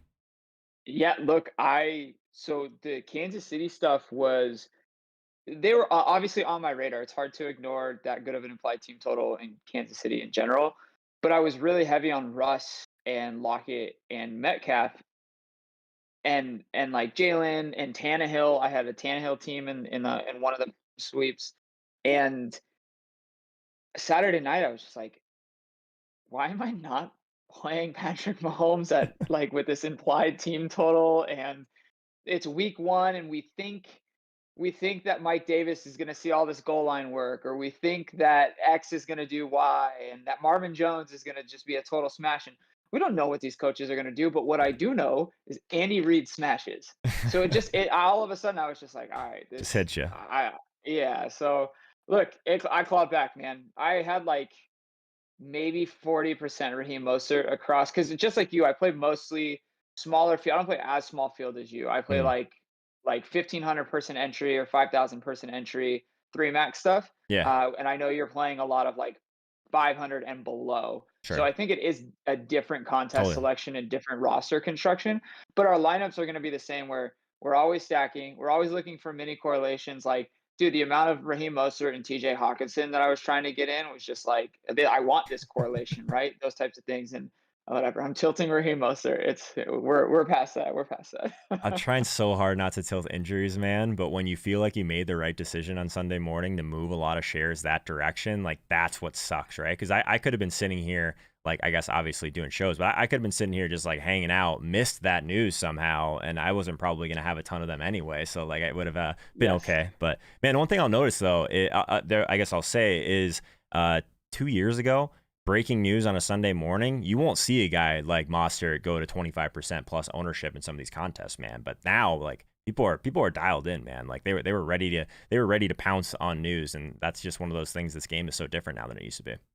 Yeah, I think it's definitely tough scenes in the streets these days in DFS because I just like you said, I remember Bilal Powell, getting thrusted into like starting running back roles for not like stone min, but maybe like 500 or 1,000 above the stone min. Yeah, And he would be 25-30% owned when he should be 60 or 70 or 80. Those are the slates where you just go, I'm okay having $5,000 on one player. You know what I'm yeah, saying? Like it's exactly. like this spot is too good. And I genuinely thought Raheem was in that good of a spot. And I'm gonna speculate. If those running backs did that, Raheem was gonna do that. Those running backs were not making the sickest plays. They were running through. You could drive a truck through some of those holes that those Yeah, running backs were running through. So like, I do feel like I lost out on 20 Raheem Mostert points, like easily, straight up. yeah. Oh, I'm with you, man. All right, we got it out. We had to get out some tilt before we jumped in. So let's move over. This is going to be our DFS first look at the quarterback position. Going to go through some of the initial pricing, get our reactions, and kind of talk through some of these plays. This is going to be the first time I've seen the pricing, so definitely a true first look. Make sure you guys stick around until the end of the video. We're going to build a lineup. Obviously, it's a very first look type of lineup, so we'll do that. We'll also go through some bets against the spread with Hodge, again, very early in the week, so it's not something that you guys need to just jump all over us in the comments. Hodge is nice enough to come here on a Monday and talk through some of this stuff with us. I think there's value, though, in like actually getting our true first impressions of this sort of thing. So quarterback, Kyler Murray, 8,700. Looks like Russ, Tom Brady directly behind him. Like, it just, we don't even need to continue to go down. Tom Brady at 8,200. I mean, that's an aggressive price tag, but man, how bad did Atlanta look last week? It looks very bad, but I'll tell you this much: I very rarely roster a running back who can't run. And A quarterback. Tom, or sorry, yeah, quarterback Yeah. who can't run. Because I want running backs at my quarterback position. I was going to And say, running backs that don't run, man, that's ballsy. But Atlanta looked so bad, and we know Tom can absolutely sling the football. So it is tough. You probably won't find me with a Brady team though. Sure. I'm with you. I'm actually pretty much the same way, as you know. Like, I very rarely play these guys that don't run. I do play running backs that run, though, so that there's that at least. So one of the things that I've been trying to dig a little bit deeper into some of these next-gen stats, because I think some of them are super valuable. So I was just looking at some of the passing stuff earlier today on this, and the first thing I always sort by is average intended air yards. This is free for anyone that wants to use this, but one of the things that I noticed right away, Jalen Hurts not throwing the ball deep whatsoever. So that was interesting. A 3.7 average intended air yards is absolutely horrendous. On the other side of that, we're still going to have Russell Wilson. We're going to have Josh Allen. And after a pretty tough performance, Zach Wilson was still slinging it. So there's that. And one of the things that people are not talking about enough, like I guess we talked about a little bit in the offseason, but Tua is an accurate deep ball thrower. And now he's got Jalen Waddle. So I was all over Waddle in week 1. We'll see what happens this week, but it's interesting to kind of look at these. Kyler Murray, kind of middle of the pack on these, obviously a 1 week sample, but I still kind of like to get an idea of that. But also one of the things that I think is super valuable, because we know that efficiency is super important at the quarterback position. So completion percentage above or below expectation is something that I'm looking at a lot. And who is one of the worst, or I guess least efficient quarterbacks in week 1? It was Trevor Lawrence in his first NFL game. So that wasn't overly surprising to see, I guess, a couple rookies up here with tough efficiency metrics. Ben Roethlisberger, Matt Ryan, obviously some 2 tough games for them. Josh Allen, tough game. So like, you can kind of get an idea of overall of how these guys are playing. Baker, Russ, Teddy Bridgewater, these like really efficient quarterbacks. But we're going to see guys like Matthew Stafford up at the top here too. So super interesting to at least get our feet set with this type of stuff. Do you ever look at this type of stuff, Hodge? I know that we like the efficiency stuff, but I kind of like next gen stat for some of the stuff. It comes out so early. Yeah, I look at intended air yards a lot. Yep. It's actually something that I incorporate into my projection sets Sweet. as I'm building up my model as well. So I also really like to take a look at expected fantasy points and your fantasy points over expectation as well. And those are 2 early things that I'll start to look at as well. Like it. All right, so let's move back over to quarterback quickly, and I do think that I'm with you on Brady. That's a hefty price tag. But what about these guys around him? We got Josh Allen, Kyler Murray, Russell Wilson in pretty good spots. I was just talking about it with Davis though. Like, is this going to be another one of those years where people just like ignore the Cowboys for too long, and then we realize that the Cowboys is like one of those teams that we should just be hammering every week? Like Dak is the fifth highest priced quarterback on FanDuel. Like it's the Chargers and that stuff. But curious your thoughts on Dak and some of the guys at the super top end. Yeah, what does FanDuel have the total set for this Dallas and Chargers game? Do you know off the top of your head? I'll have to And check that while you're talking. while you're looking that up, look. So there were three quarterbacks that immediately stood out to me from a pricing standpoint. The first one was Justin Herbert against Dallas. I prefer to attack the Dallas defense more than anything, but I think in general this game is just going to pace up. Both of these teams should be running at a quick pace, just like we saw them run last year. I don't know. Look, Dak Prescott is I will continue to play Dak Prescott as the fifth highest price quarterback. Like, Yeah. give me him over Tom straight up every time. Tom Brady could be cheaper, and I'm going to pay for Dak. So, like, it's a little strange to me here. This is a very, very discounted Dak Prescott. Well, I wouldn't say discounted relative to the rest of the slate. He's definitely discounted, but I don't think we're getting 400 yards, but I think we're definitely getting 300, and 3 touchdowns are absolutely within the realm of possibilities here. Yeah, I wouldn't be surprised. This is hand in the dirt Let's hear it. take. You've We been need giving us a a lot of those. It's early in the year, though. I'll dude, give you that. we need a hand in the dirt like alert take for Yeah. your YouTube videos. Yeah. What if they feed Zeke, give a little squeaky wheel? Because look, Possible. he did it. He did his job, right? He absolutely did his job. I think continuing to run him for 2 yards a carry or whatever it was into probably the best defensive line in the NFL, if not the top three. He did his pass protection job very, very well. For as much crap as I was giving him and, touting Tony Pollard on Twitter, like, I wouldn't be surprised if they give him that extra attempt or two if they get down on the 3 yard line. You know what I'm saying? Like Yeah. something along those lines. That's a absolutely hand in the dirt, squeaky wheel, zero way to quantify that type of analysis. But Dak is too cheap, man. I will absolutely be playing Dak this week. I don't hate it, man. And actually, Dallas is a 3-point underdog as of right now on FanDuel Sportsbook. That line has moved a little bit just because we've already seen some sharp action coming in on the Chargers. So the Chargers are actually getting 82% of the money, only 40% of the bets. Obviously, very early in the week, but I still like the idea of being all over this Cowboys passing game. So that's something that we're going to have to continue to kind of work through here. So big priority for me at 8K for sure, at least at my first instinct on this one. So scrolling down a little bit, Jalen Hurts 7,800. We talked about him not pushing the ball downfield, but he did give us a decent amount with his legs, of course, and 3 touchdowns last week. Not even 300 yards, but on FanDuel, hitting that 300-yard bonus is just really not near as important. So I think that that's interesting against San Francisco. Really tough matchup for him.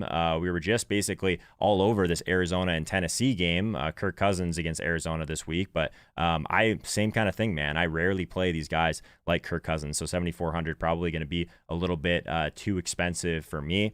Scrolling down a little bit, is there any of these guys that we want to kind of buy low on after a tough performance like Tennessee against Seattle? I kind of think that Seattle is going to be a good team this year, especially, I mean, just the whole NFC West as a whole is one of the ones that I think is kind of interesting. But we got Baker going against Houston as well, which I think is going to be pretty popular. So kind of in this mid-range, do we want to get back on the Tannehill train here or maybe pay down a little bit more for Baker at 7,100? I would want to see where projected ownership comes in and Sure. industry sentiment. I would let that dictate my feelings on both of those quarterbacks because I'm not opposed to playing either one of them. They slight rushing upside. It's definitely not like your Kyler or your Jalen, Mm-hmm. but they definitely can be sneaky with some rush attempts there. And I'm okay playing all of the Tennessee offense again. I'm not going to overreact to week 1. I'm absolutely okay playing the Tennessee offense again, especially against Seattle, where once again we could see quick pace and lots of passing attempts. But and this isn't a bounce back, but this was the other quarterback that stood out to me at first glance, and it's Joe Burrow at $7,100 against I like that. Chicago just got torched. Yep. So I definitely think there'll be some ownership here because his receiving options are cheap too, and we'll touch on them in a minute. But that is probably a guy who is cheap. That'll be probably the cheapest guy that I play if I do get down there into the 7K range near 6. All right. Well, we should probably touch on too. Like, there's some pretty significant teams that are not on the main slate this week. So KC will be at Baltimore on Sunday night, and then Detroit and Green Bay on Monday Night Football. So no Rodgers, no Lamar, no Mahomes. So a little bit different than the slate that we just had, where it seemed like every elite quarterback was kind of on the slate. So definitely something to think about. Let's move on to the running back position, and Christian McCaffrey. He's still 10K, so people are just going to have to get over the fact that he's got that extra digit versus everyone else. But Dalvin Cook and Alvin Kamara, much tighter pricing, it looks like, at the running back position so far. Derrick Henry bounce back at 8K. We'll see. That's kind of interesting. Joe Mixon, a little bit of a price hike for him too. But man, your boy Zeke at 7,500, like severely discounted on some of these other ones. So I don't know, man. Zeke at 7,500, I think, is one that some people are going to be gaining some steam on maybe. Yeah, what's super interesting about this slate too, not necessarily about the running back position, but look at the afternoon slate. Mm-hmm. It's where all the totals are. I think all of your good implied team totals are there. So it's going to be an interesting pivot slate, I think, when you're looking to make late swaps. And Ezekiel Elliott is part of that at $7,500. I actually would, I think, straight out the gate, I would prefer to play Jonathan Taylor at 7,200. That seems pretty cheap. It's just an extremely tough matchup. Right. Like, the Rams are not going to give it up easily in any way, shape, or form. But if he is truly being involved in the passing game the way that we saw him last week, in a game where they're playing up in pace, playing from behind, and it's not Naheem Hines coming in and stealing every single target, that to me, and I'll need to go look at like third down work to see who was really getting a lot of the third down work in that game. But that's pretty cheap for if he's honestly gonna 3 down back. I mean, Yeah. that's kind of nuts to me. Yeah, I'm with you. What about I guess the Austin Eckler people out there, I guess, are a little bit nervous because he had 0 targets, but I mean, he did get the red zone work, which, I mean, or the goal line work, I should say. So that's kind of positive. So like I kind of have a little bit of interest in both the running backs in that Dallas and LA Chargers game at least. But Same. Yeah. So I was gonna say same, and no overreaction on Eckler. If anything, coming into the season, what we wanted to see was the 1 yard work, the 2 yard, the goal line work, right? The pass catching is going to come. I think they threw the ball a lot, and it was very strange for him to not get targeted. I'm not overreacting to that in any way, shape, or form. This will be a running back that I will be playing if the field is overreacting to his receptions. If he's going to come in sub 10% owned, that's a running back that I'll play at $7,000. Yeah, and if anyone wants to hear a little bit more about Austin Eckler, talked about him extensively with Sigmund Bloom on the Trade Targets video, so definitely check that one out if you haven't already. At the top end, I mean, all these guys are still in play, of course, but if we scroll down a little bit, I'm always scrolling. I want to scroll down until I see a name that like makes my eyebrows raise a little bit, and for me, that's Najee Harris at 6,100. Man, he was still getting all the snaps, like CMC level snap share for him. Obviously, this offensive line looked horrendous.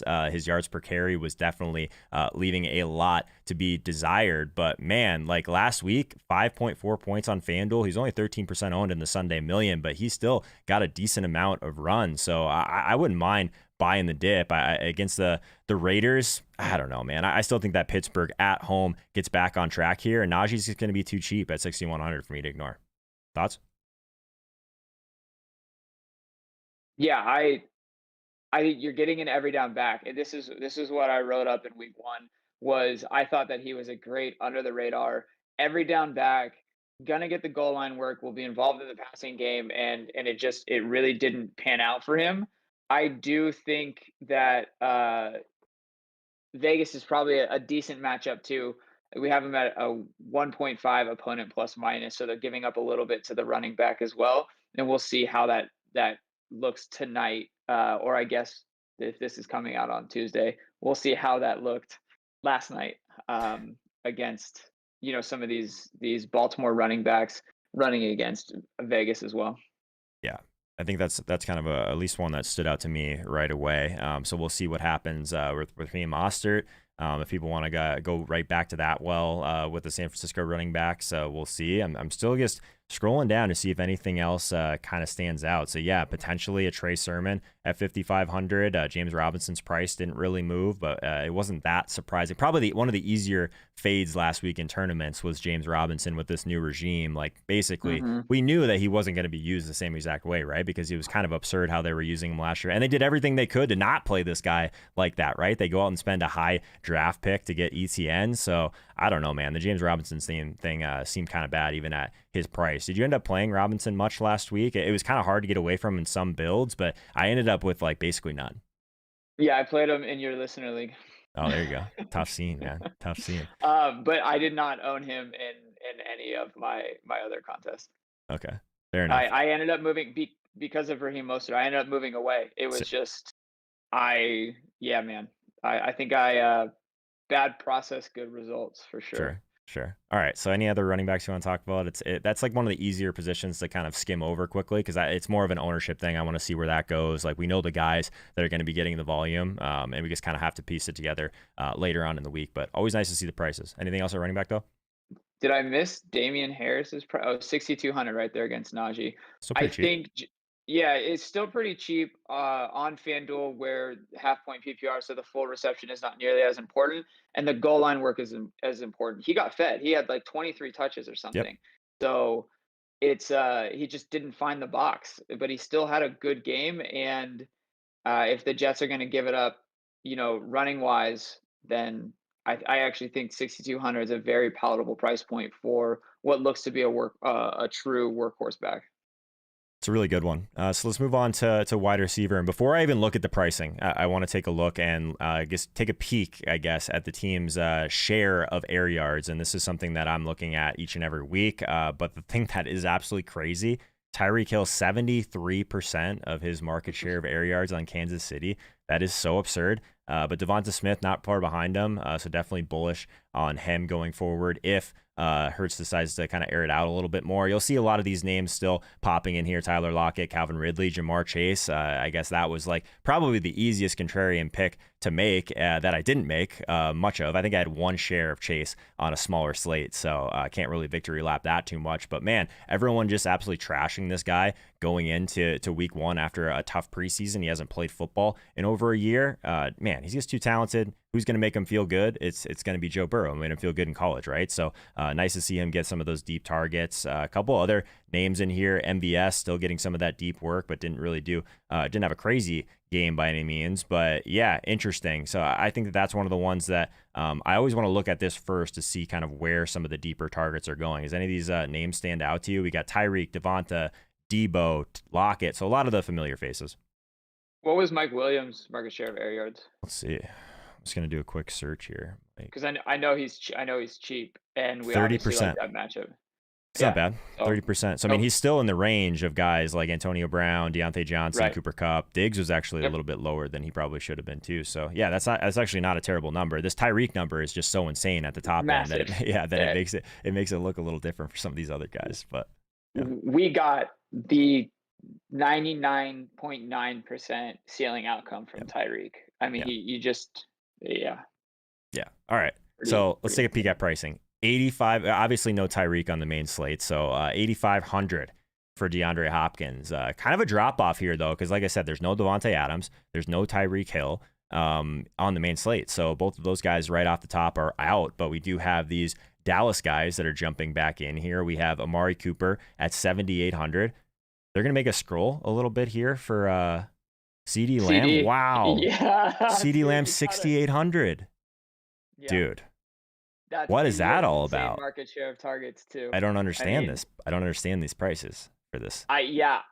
So I almost want to say like, well, maybe they're factoring in the matchup way too much and they think Chargers are going to be super tough, but then why is Amari priced so high, right? So I have no idea what they're doing with CD. So I think CD is going to be chalk. Yeah. But if Calvin Ridley is not I don't. Here's the thing: the field is just too smart these days. They're not going to overreact to week one to like just a mediocre game. Uh, I still really like Calvin Ridley. That might be some chalk that I end up being okay with against Tampa Bay. 7,700 seems very, very reasonably priced. Like Mhm. he should be above Amari, and he should probably be. I think Calvin should probably be the second or third highest priced owned wide receiver on this slate, behind Hopkins and Diggs. He's And so for you he's to get $100 more than Thielen, man. Like if you were to told me yeah, that was going to happen, yeah, I get it. Thielen just got in the box twice, but he is way too expensive if he's right next to Cal. yeah, He's more expensive than Diggs, dude. What the hell's going on and with then Justin Thielen? Jefferson. That's I mean, like wild. this is his counterpart. Like, yeah. So the Thielen stuff to me is definitely overreaction. Yeah, But this yeah, is I like this. Ridley to me, yeah, there's definitely some very fun pricing. If you continue to scroll down past CD Lamb, Hmm. I prefer like Chase Claypool's price over Deontay Johnson. I think Claypool's a little cheaper, right? Did I miss that? Oh yeah, he's 5,900. Yep. Yeah.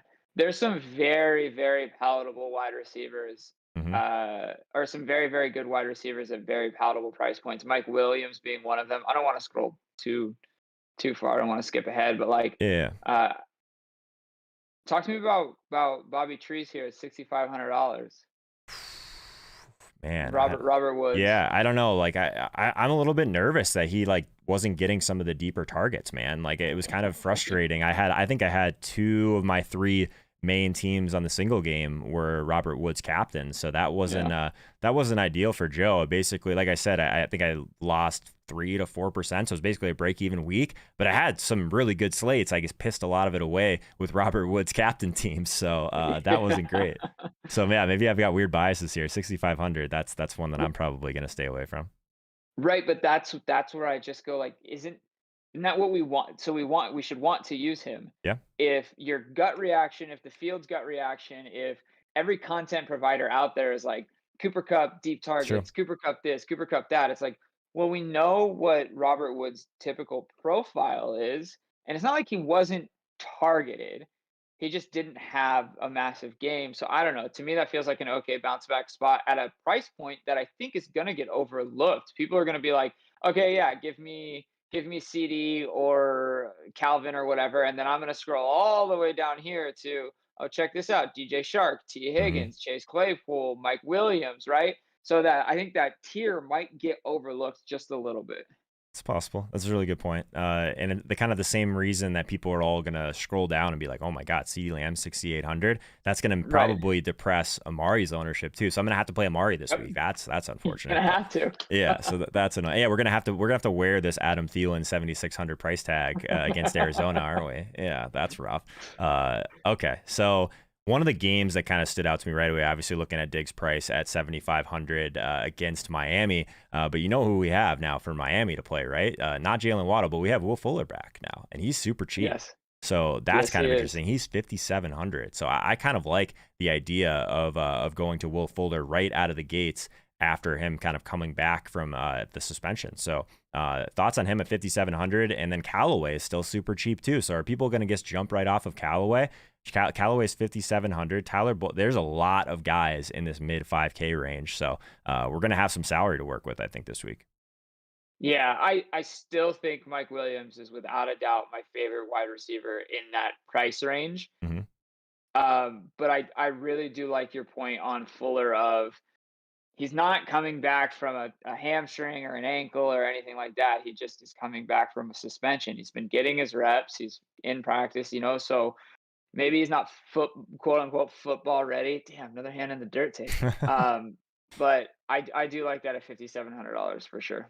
Yeah, that's an interesting one. There's a couple guys down here that I'm intrigued by. Christian Kirk 5,600, Devonta Smith 5,600, Tyler Boyd 5,700. So there's going to be a bunch of guys that we're going to have for value. It looks like at the wide receiver position this week. So maybe it won't be that hard to get up to some of those elite running backs we were talking about, which is positive. So let's see. Any other wide receivers that pricing kind of really stood out to you right away? Those are kind of the cheaper ones that definitely caught my eye originally, at least. I think probably just that. I don't know if we touched on it enough, but that Cincinnati stack, Joe Burrow, T. Higgins, Jamar Chase are all priced very, very reasonably. So I would not, and I think Jamar is down there at like what 55 or something. Yep. So Yeah. it's Interesting. until Because until I really run the Sims and get a true market share here just based off some of this week 1 data. I don't know if any of these cheap guys are going to pop for me like below 5K as I'm scrolling through it. I highly doubt it. I mean, a guy like Quez Watkins, I'm only playing if I have, you know, Jalen. Like sure. it's just correlation stuff. So no, I don't think so. I don't really see anyone. Okay. Let's move on to tight end. Obviously, we have no Travis Kelce on this slate, so a little bit of a different dynamic at the tight end position. We have Darren Waller, he's 7K, George Kittle right behind him at 6,700. And before we get to those elite guys, are you buying kind of what we saw from Dallas Goedert? Because he's all the way at 5,800 now, and against San Francisco, tough matchup. I don't know, man. I understand that Ertz is banged up and whatnot, but I just, again, trying to get away from some of these season-long takes. Like, I struggle with Goddard a little bit because he was just so overpriced in best ball the whole year. Yeah, so Dallas is, I can almost guarantee you, will only be a Jalen play for me. Sure. The whole year, the whole season. Unless like Ertz and another wide receiver get, have like season-ending injuries or something like that, and we can drastically feel much more confident in his projected market share of targets. But no, like I'll go back to Kyle Pitts at $5,500 against Tampa Bay. Before I play a 6K or a $5,800 Dallas Goedert, just from what we can project, a more condensed market share of targets in which hopefully will shape out to be a quickly paced game as well. That's what I'm talking about, man. I like going back to Kyle Pitts as well. 5,500 if his price. I mean, nothing has changed about the Kyle Pitts play outside of how poor the Atlanta team looked as a whole last week. So I don't mind going back to that. Tyler Higbee at 5,600. It's just kind of scrolling down a little bit. The quality of tight ends just drops off so drastically, man. Like it's so difficult. Gerald Everett, not a ton of targets, but did get in the end zone last week in this game against Tennessee that I'm sure that we're going to have some talking about as the week goes on. Noah Fant against Jacksonville. Jacksonville looked horrible, man. So maybe Noah Fant is in play at 5,700. Gronk coming off of his 2 touchdowns against Atlanta. That one's kind of interesting. Maybe get your Brady exposure with Gronk indirectly, just with a position that's completely terrible. But yeah, I mean, you can flip a coin with some of these guys. We'll see how ownership starts to shake out. But at the top end, Kittle and Waller. Any, I guess, preference between these guys? Like Kittle just does so much Waller. after you're always a Waller guy. Hey, that's what I was kind of trying to tee up for. Yeah, the volume's just nuts. Yeah, I don't like you want to talk about fantasy 101, it's give me the volume. And it should be there where we'll know by the time everyone's watching this exactly how Waller did on Monday Night Football. And I think that'll drive some of his ownership too. If he goes 7 for 87 and 1, he'll probably be a pretty highly projected owned tight end because of the tier drop. Like this gap is so brutal. So Kittle is such a great athlete, but if the volume's not going to be there, it doesn't mean anything. Like it's so tough to get there on efficiency metrics alone. And so Kittle is a guy who I typically will not be rostering. Maybe when Trey Lance comes in and I'm stacking San Francisco, great, Kittle makes a way into the lineup, but on a correlation standpoint only, not on a I lock it in Kittle because the volume. It's like, no, I just hope he gets the volume this week because I'm playing Trey Lance. Yeah, I mean, I've lucked out, I guess, with Kittle in some ways because I've been lighter on him over the last little, just because he blocks so much as well. And if it's such a run-heavy team, like at that price point, you have to have the volume, man. Like if you're Travis Kelce or Darren Waller and you know that you're going to get like those 7-8 targets per game as your floor, like I don't know if Kittle's like work after the catch like is something that really puts him to that level from like at least a volume perspective. So I don't know, man. He always is a little bit of a scary one for me. I would say that if you want to buy low on George Kittle after kind of like a performance where a lot of people played him, this would be, I guess, a decent bounce back spot, but you still need the volume to bounce back. So I have some Kittle concerns for sure. I'm with you. My take on buying low is if you are already low on him, how Yeah, do you buy? You know what I'm saying? true. So like for me, it's whatever. Yeah, dude, he's gonna have slates where he gets there, but like that's not long term plus EV decisions. Like we're playing for this year and next year. This is a long term game of DFS that we're playing, right? So I just don't think that it's super sharp. Higby ran.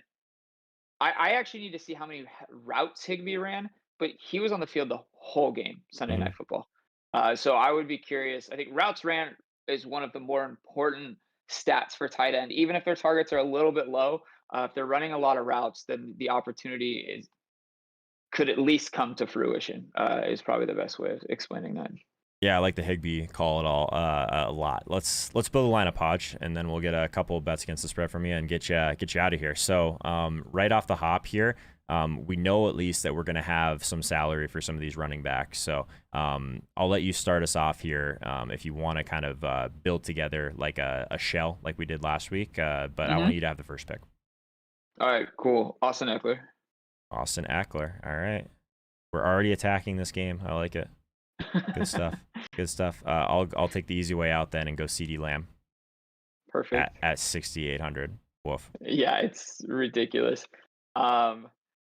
Okay, you know what? We'll full onslaught this for something like what's the crazy eight, or is it called the game changer on FanDuel tool too? There is a game Or- changer, but it's not 1,500. The crazy eight is the eights, obviously. But yeah, we'll put Yeah. we'll put this in something small field or like build it like a small field team. That's all I'm saying. Yeah, let's build it like it's small field. So I'll go back to quarterback then, and I'll actually grab Herbert. Okay. Oh no, oh, see, this is tough. I want to use Mike Williams, but we already have Eckler. So to That's true. me, I'm using CD as the bring back Okay. and not Dak. So I you know what, I'm gonna do Herbert. I'm gonna do Herbert, Justin. and then I'll just go Yeah. ahead and put Williams in for you since he seems to be your guy. Yeah. Scroll up, Mike Williams, 50. That's a great price for him. So I'm on board with that for sure. So kicking it back, looks like, I mean, we're going to have salary. So we got McCaffrey against New Orleans. We got Dalvin Cook against Arizona. I think I'm going to go ahead and toss in Dalvin to this one because I think that just going back to those Arizona games are going to be super nice, I think, the entire year. So Dalvin Agreed. just getting in the box, but didn't really do as much as we would have liked. Dalvin last week looks like I'm trying to see what his ownership was, but 25% in the Sunday Million, 17 points. So not necessarily a buy low, but I do like Dalvin again this week at 9,200. So right. so do I. Cool. I'll My let you turn? get the next pick. Yay. Waller. Nice. Okay. We're gonna I'm there goes our gonna salary. take the ceiling. Yep. I was just gonna have fun picking a defense. It's a terrible. I mean, it's not a great. I mean, without Kelsey, like, I mean, I have no problem going all the way up to Waller. Here, I'll do the unsexy pick and do a defense. Like it. Just so we can see where our salary is here, and I will take the. Oh gosh, who's gonna throw the ball a lot? That's Yeah, I'm just looking at opponents right now. So we got Me too. Me too. Houston at 3,100 again against Baker. We want to double down on Houston. I mean, yeah, just put them in for a shell. Just put. Okay. I like just having a cheap defense there because we know at least that we can't have there's no wiggle room basically at that point. So Yeah. all right, so we got that, and then so we got we still have a decent amount here. So I think we could probably either go running back or at least another elite wide receiver if we really wanted to. So Camaro probably would fit. That would leave us with 4,900, so maybe not. So we got to go a little bit cheaper than Camaro. We could go Derrick Henry bounce back, but there's got to be someone else down here that we talked about that was a little bit underpriced. We could go Najee with a mini stack with our Waller. Yep, we talked about Najee. I like that. There could be correlation. Like I want to say that there's correlation there, so long as he truly is running routes and catching all of the passes. Because that's the only time. Like, look, I'm usually not playing a running back with my quarterback, but in this case, with Austin Eckler, who he does consume a lot of targets, I'm okay with it in this high fast or fast-paced game, and typically usually not using a running back for mini correlation with a tight end unless they're catching passes. So I think once again, Najee could fit that bill. So yeah, let's put Najee in our flex, right? Yep. Easy game though. We're gonna walk right into Keenan Allen for your triple stack here. So I think Yeah. this is good for a shell, man. I like this for like a single entry or a 3 max like smaller field type of tournament, man. So any thoughts? I think this is solid for a Monday.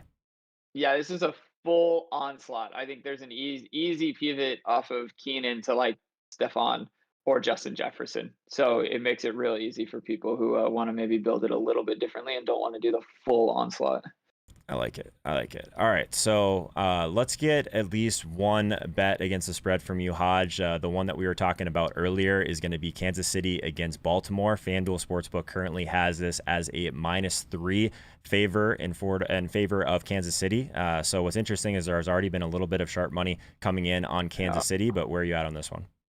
Yeah, it's a bummer because when I hit this up to you, it was 2.5, So it's and already moved. it's already moved. My whole reasoning was book this before the hook, book this before it catches steam, and I think Kansas City, like, look, Andy Reid wasn't even extremely optimal last week. He chose to kick a field goal versus going for it on 4th down, and there was like a 7% differential and them winning the game based on that decision. They're getting Tyrann Mathieu back, who's coming off the COVID list, and they're getting Franks back as well, is okay at stopping the run. He's not like this fantastic defender, but I just week 2 coming in, I'm always going to take Patty Mahomes when it's under 3 points, which right now it's at 3. I still think that's fine, but I definitely preferred it at 2.5. Yeah, we'll see if that line moves at all throughout the week. But I definitely think 3 is still okay. We'll see, man. I just feel like everything is just going wrong for this Ravens team right now. Like it's tough to get behind them, even in the betting markets. So Yeah, a lot of injuries there. yeah, it seems like they're just catching a lot of bad breaks like very early in the season. But we will see, man. But we did it. Our first look for DFS in week 2. We're going to keep chugging along here, Hodge. I appreciate you jumping on a little bit early today, and we'll get you out of here. We got everything built up, but make sure everyone follows Hodge on Twitter. He's at Ryan Hodge. Anything else you want to plug, my man? Nope. You can find me on Twitter at Ryan Hodge. And one more quick sneaky pick. I think the under in Giants and Washington is a sharp play as well. Bad offensive line, great defense. Washington without their quarterback. So that's actually something that I bet before I hopped on the show. I figured we'd talk about it a little bit too. But I like the under in New York Giants at Washington. Love it, man. I'll see you next week. All right. Appreciate you. See ya.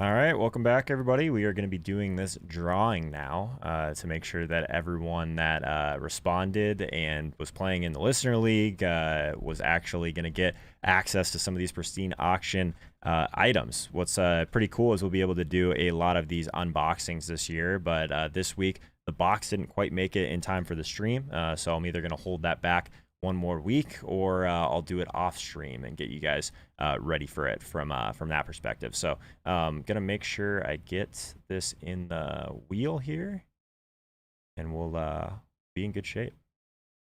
All right, here we go. All right, so this one is gonna be for the signed Allen Robinson jersey. Had to make sure I went in and give some of the tier 2 and tier 3 subscribers their additional entries into these, but let's go ahead and spin the wheel here.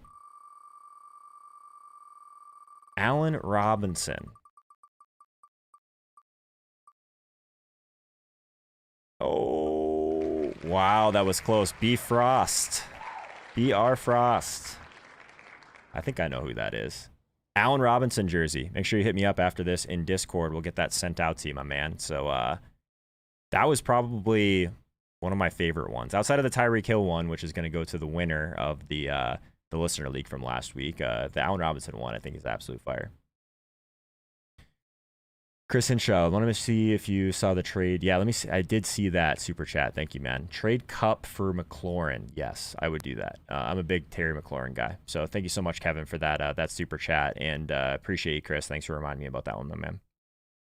All right. Let's the next one that we're gonna do here is gonna be Brandon Ayuk. This one looks like it was less, let's see, less total entries than the last one, but let's see here for a second. I want to make sure I didn't miss any of them. There we go. All right, remove these from the wheel of names. All right, let's bring it back. Just me. All right, there we go. Boom. The wheel of names for the Brandon Ayuk jersey. This one was actually in the studio for the majority of the week. It's a white Brandon Ayuk jersey. Hopefully this guy gets a little bit more run going forward, because we know he's got a lot of talent. Max, any worries with Scary Terry with no fits for the last 8 weeks? CRF Hotmail with Ayuk for Ayuk. Hit me up in the Discord, my man. We'll get that out to you as soon as possible. Yeah, I have a little bit of concern, I guess, without Fitzpatrick, but I do think that Heineke will sling the ball downfield a little bit, so it's not like he's moving all the way back to like an Alex Smith type of player or anything like that. So, yeah, there's definitely concerns, but I don't know if it's really the end of the world. All right, this next one. This is one that I wasn't sure if we were going to get any college jerseys, but the Najee Harris Alabama one is absolute fire. So this is one that I knew would get some people's attention. So let's drop this into the wheel of names. Najee Harris Alabama jersey. Let's see who we got here. Oh. Brett Wakefield 90. Hit me up in the Discord, my man. I'll get that out to you. Najee Harris. All right, we got one more item to give away here, since we already know who got the Tyreek Hill jersey. This is going to be the Luke Kuechly mini helmet. This thing is awesome. Let me grab this thing.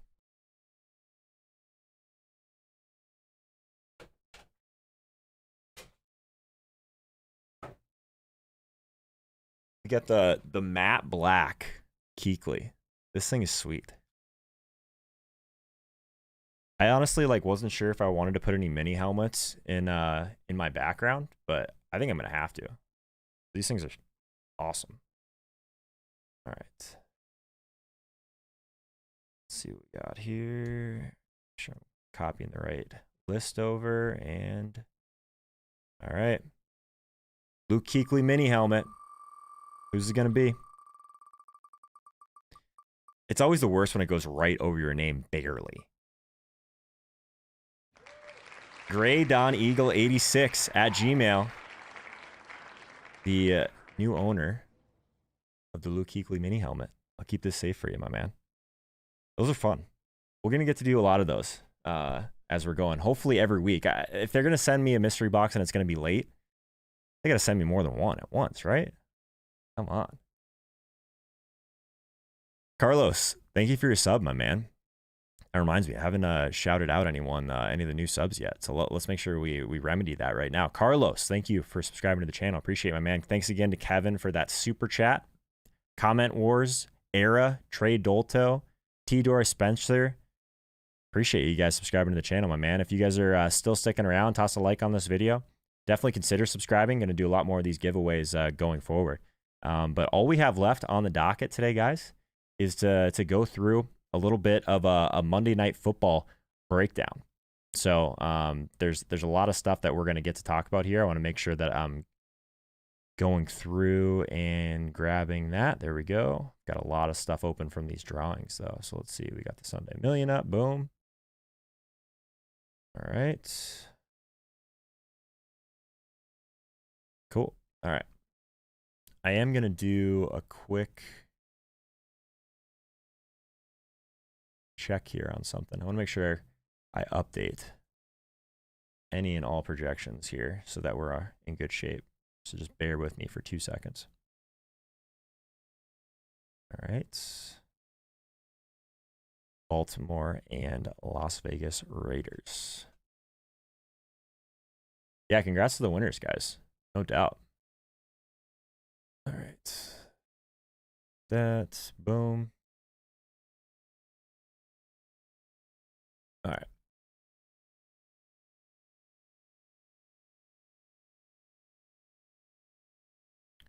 Check one more thing. And all right, cool. So let's move over right away to run the Sims, guys. So I want to make sure that you guys are ready to roll with using these tools first off, because I think that's something that we really need to continue to improve on, but also like this is going to be kind of where we set our feet for these one game slates over on FanDuel. So Baltimore at Las Vegas Raiders. It is a 4-point implied kind of total here for in favor of Baltimore, but not a really high total overall, just 50.5. Wow. So let's go ahead and run the Sims here. I'm curious what types of optimal lineups are going to pop out with this one overall. Looks like so we've done a couple of these slates so far, obviously with no price increase on FanDuel for these one game slates. The quarterbacks do pop a ton in these type of situations. And we've been kind of making that argument to fade them for wide receivers and running backs to gain a little bit of leverage. But I'll say this, I haven't seen anything like this quite yet with Lamar. You see this blue right here. That means those are the amount of MVPs that he ended up in when we do those 10,000 simulations at Run the Sims. So if you haven't seen these tools before, you can use promo code Holka and get 10% off of your bundle. Also, my tier 2 and 3 members get a significant increase in that promo. So Lamar Jackson, 49% of the MVPs of those 10,000 simulations are Lamar Jackson, even at that price point.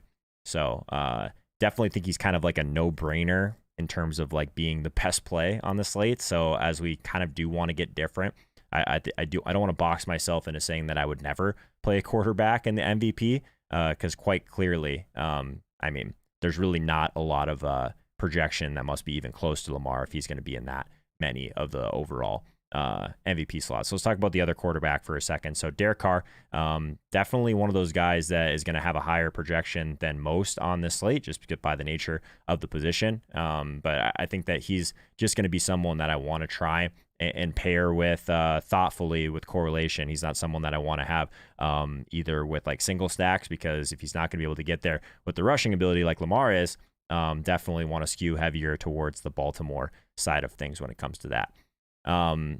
Let's talk about the fun stuff, though. If you were to fade Lamar in some sort of way, I think it's Darren Waller, guys.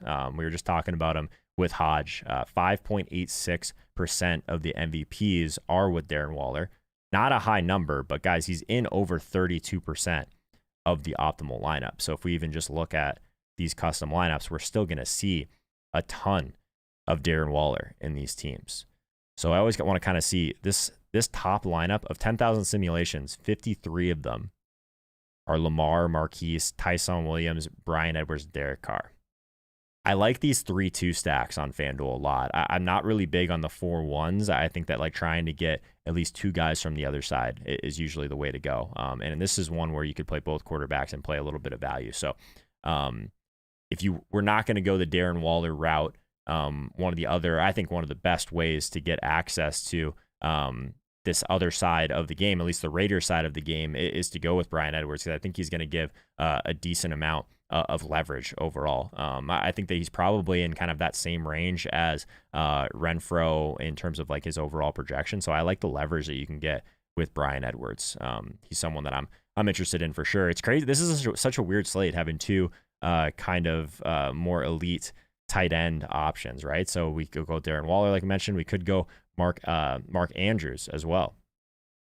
But what's interesting about Mark Andrews is basically half of the captain spots have gone to Mark Andrews versus Darren Waller. So you can probably capture enough of Mark Andrews and his exposure just by focusing on him in the flex with your Lamar teams. Pretty easy to make sure he gets into a decent amount of those. So we talked a little about Bryan Edwards at 7K. Definitely think he's one of the better values that we could be going after. At the running back position, how do we feel about Tyson Williams versus Josh Jacobs? Jacobs is someone that I rarely play like across the board. I get a little bit nervous about that. He's definitely like dominating that like early down role, but he's just not used in the passing game a ton overall. You know what I mean? So makes me a little bit nervous at that price point. If you did want to go to, I think I prefer Tyson Williams personally. 26% of the team's rushing attempts, and it's been a committee for so long that I think people just get scared off sometimes. But he's priced up on FanDuel in this slate. But behind the quarterbacks, Tyson Williams is popping into more MVP slots than any other player on this slate. So definitely interesting. One thing that I maybe didn't completely see coming on this one was just looking at some of the wide receivers. A lot of times we'll see those guys be some of the ones that we want to make sure and get in to our lineups, at least for a little bit of leverage. But man, Marquise Brown is only in 1.3% of the MVP slots. He's still in a decent amount of the flex positions, but I don't know if I can pull the trigger on a Marquise Brown MVP on this slate. Brett Wakefield, a new tier 1 Holkamaniac. Welcome, Brett. Hope to see you in the Discord soon, my man. Appreciate you. Thanks for supporting. Yeah, so we don't really have that elite. I mean, the elite wide receivers are essentially the tight ends on this slate, so it's definitely an interesting Monday Night Football game. Versus someone like Henry Ruggs, which is someone that I've definitely been down on in the season-long world. Not a fantastic matchup. I mean, it's probably a poor matchup if we want to get completely transparent about it against the Ravens. But he is extremely cheap. So Henry Ruggs, 9,500, like that's a cheap price point versus like a lot of these other guys. So he might be one of those guys that helps some of these lineups kind of fit. It's definitely interesting. Talking about some of these other values, I think both the kickers are in play for sure. We talked a little bit about Hunter Renfrow. So Bryan Edwards, Henry Ruggs, both of those guys are going to be pretty expensive. But Hunter Renfrow at 7,500, popping in a decent. He's like kind of like that last guy, and then there's a pretty significant tier gap in the flex. So I definitely think that Renfrow is going to be one of my favorite value guys outside of the kickers in this one.